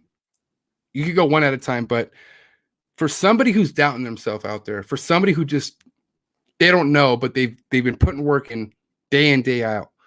What's your message to them? If you have anything to say, like, well, you want to go first? Please. I know what I'm going to say. You go first. Man, all I'm going to say, this sounds cheesy, and this is from a rap song, but chances make champions, man. And keep at it. I don't care if you get the Needle virus or Netto or whatever the hell and your snakes all die. Do it again, man. Like, keep at it, and it will pay off. You just got to put the hard work in. And just remember, right when you're about to quit or turn back, that's probably you're right around the corner to success. So you'll never know unless you do it. Just keep at it and keep your heart at it. Chances make champions. That's what I got to say. That's kind of what I would say, too, is like, don't just because something bad happens, something dies, or something crazy happens, don't be discouraged from continuing. Just see it as you're learning something from it and learn from it. Learn what not to do and what to do now to stay in it and just learn and become better at what you're trying to do. Because tough times don't last, but tough people do. That's right. That's fucking right, man. I didn't make that up. That's actually been saying if you Google it. It's been out there for you. Oh, okay. All right. I was going to say, damn, you've been fucking Chambers, man. Tonight, Eric and Mary Chambers, I adore you. You guys are amazing. You guys are fucking... documented. I'll fucking, I'll have this forever to take with me. And I can't wait to meet you guys again. I'm going to say this right now. I'm not going to fucking, I love you guys, dude. Dude, We love you too. I love you too, man. I love what you're doing. I love everything about you, and like fucking more power to you, man. Like this is only the beginning for the fucking chambers, man. Only the beginning for the goddamn chambers, man. And I just Thank can't. you so much, man. I can't wait, man. You guys have a wonderful night. I got all your information in the description below, so make sure you guys check out Eric and Mary Chambers. Fuck, dude, it's only gonna start for these guys, man. So make sure you stay tuned. Thank you thank you so much, everyone in the chat and tuning in and watching. You guys rock. Yeah, So we really do appreciate the support, man. It's incredible. It's overwhelming. These are people. I'm gonna say right now, these are people who genuinely really care your support. Like they don't. Oh no, I really do. They don't expect it. They don't expect it. They're not there laughing in their bed, fucking together, high fiving. Like they're in wow with the support that they're getting. So I really am. Don't stop, please. I'll never turn down a picture, an autograph, or anything, because I always hear people message me, "Oh, I seen you at the reptile show, but I was too scared to come up." Don't be scared. Come up, say hi. Say what's up. I'm cool. You're cool. Whatever, man. So I really do appreciate the people. My last question before I let you go. What's up? How would you guys feel to be a part of this little private reserve Zoo Dream shirt? I don't know. Not too many are getting given out, but I feel like I want to ship you some. What do you think? Dude, I would totally be down. You know me, man. The free t-shirt, I'll rock the shit out of it. We got 2 reserve shirts coming out. 2 private reserve. Yes. My boy Eric and Mary Chambers. Guys, listen, anytime you're in Cali, you got 2 VIP Taco Tours wristbands waiting for you. Yes. And a lot of weed. Oh my God. And Mary, next time I see you, Mary, I'm gonna get you so fucking high the next time I see you. It's personal. It's personal. You All right. I love you guys, man. Make sure thank you guys so much. Thank you, brother. We love you, man. Stay safe out there. Chambers. Oh man, fuck. Good times. Shout out to everybody who hung out and stuck around. Listen, anybody who I bring on this show is inspirational to me and means something to me. And these 2 people, I've never had any couple on this show. And honestly, it doesn't make any more sense to have a couple like Eric and Mary on, because they're doing it together. They're thriving together. They motivate each other. And that's why I talk about all the time about people having that other significant partner believing in what they're doing. If you're having a struggle with that piece and it's a non-fixable piece, then you need to decide. Unfortunately, it sucks.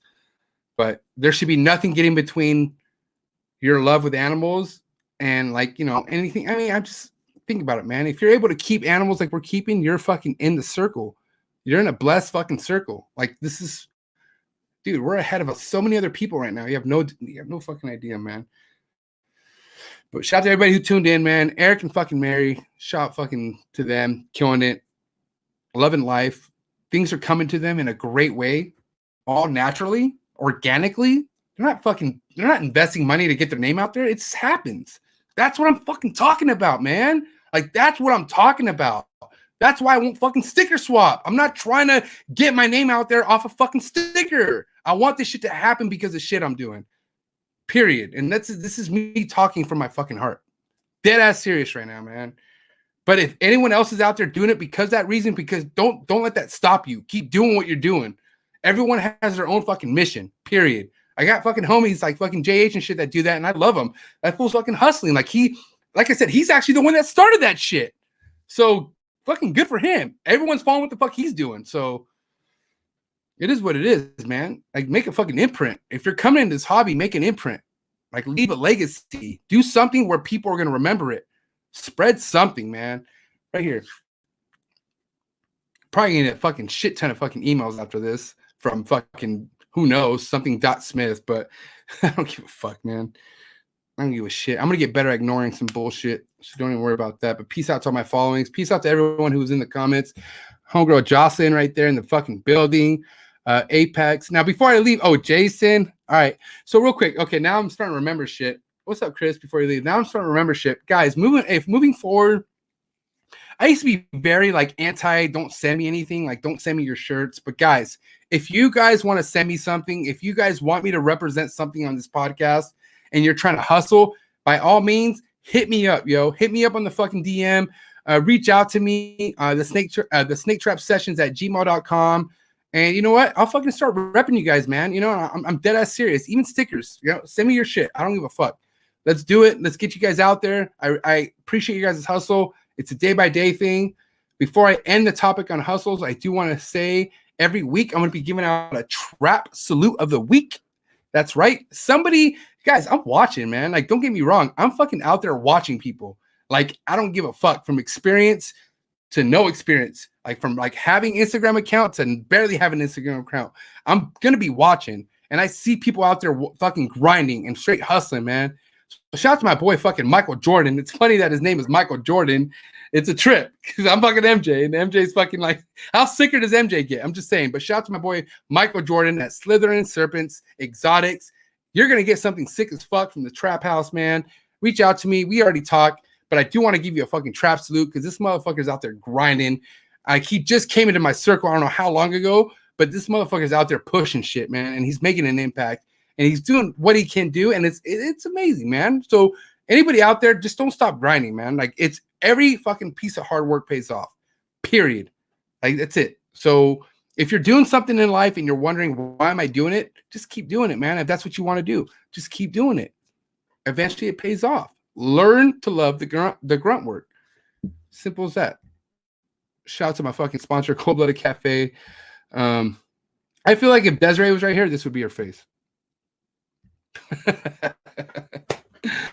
Oh, man. But shout out to all my fucking following out there. Shout out to everybody who supports this channel. God damn it. I'm telling you right now, you guys are all in MJ's heart because I got so much positivity coming from you guys. You have no idea. So shout out to everybody who's out there supporting it. Shout out to my wife. Jesus, you know, my wife. I would not be shit without my wife. I'm telling you right now, my wife is the reason why I'm able to do what the fuck I do. Period. My wife's about to get it too. Love you, babe. Thank you. But tune in for next week. Trap Talk with MJ. Got somebody super crucial in the game. Somebody super heavy. Particular morph-wise, this is going to be something you want to tap in on. So please subscribe to the channel. Give me a like. Give me a dislike. And if you're going to fucking comment, you better come as a real goddamn person. Hit me up directly. DM, fucking whatever. Email, you already know what the fuck to do.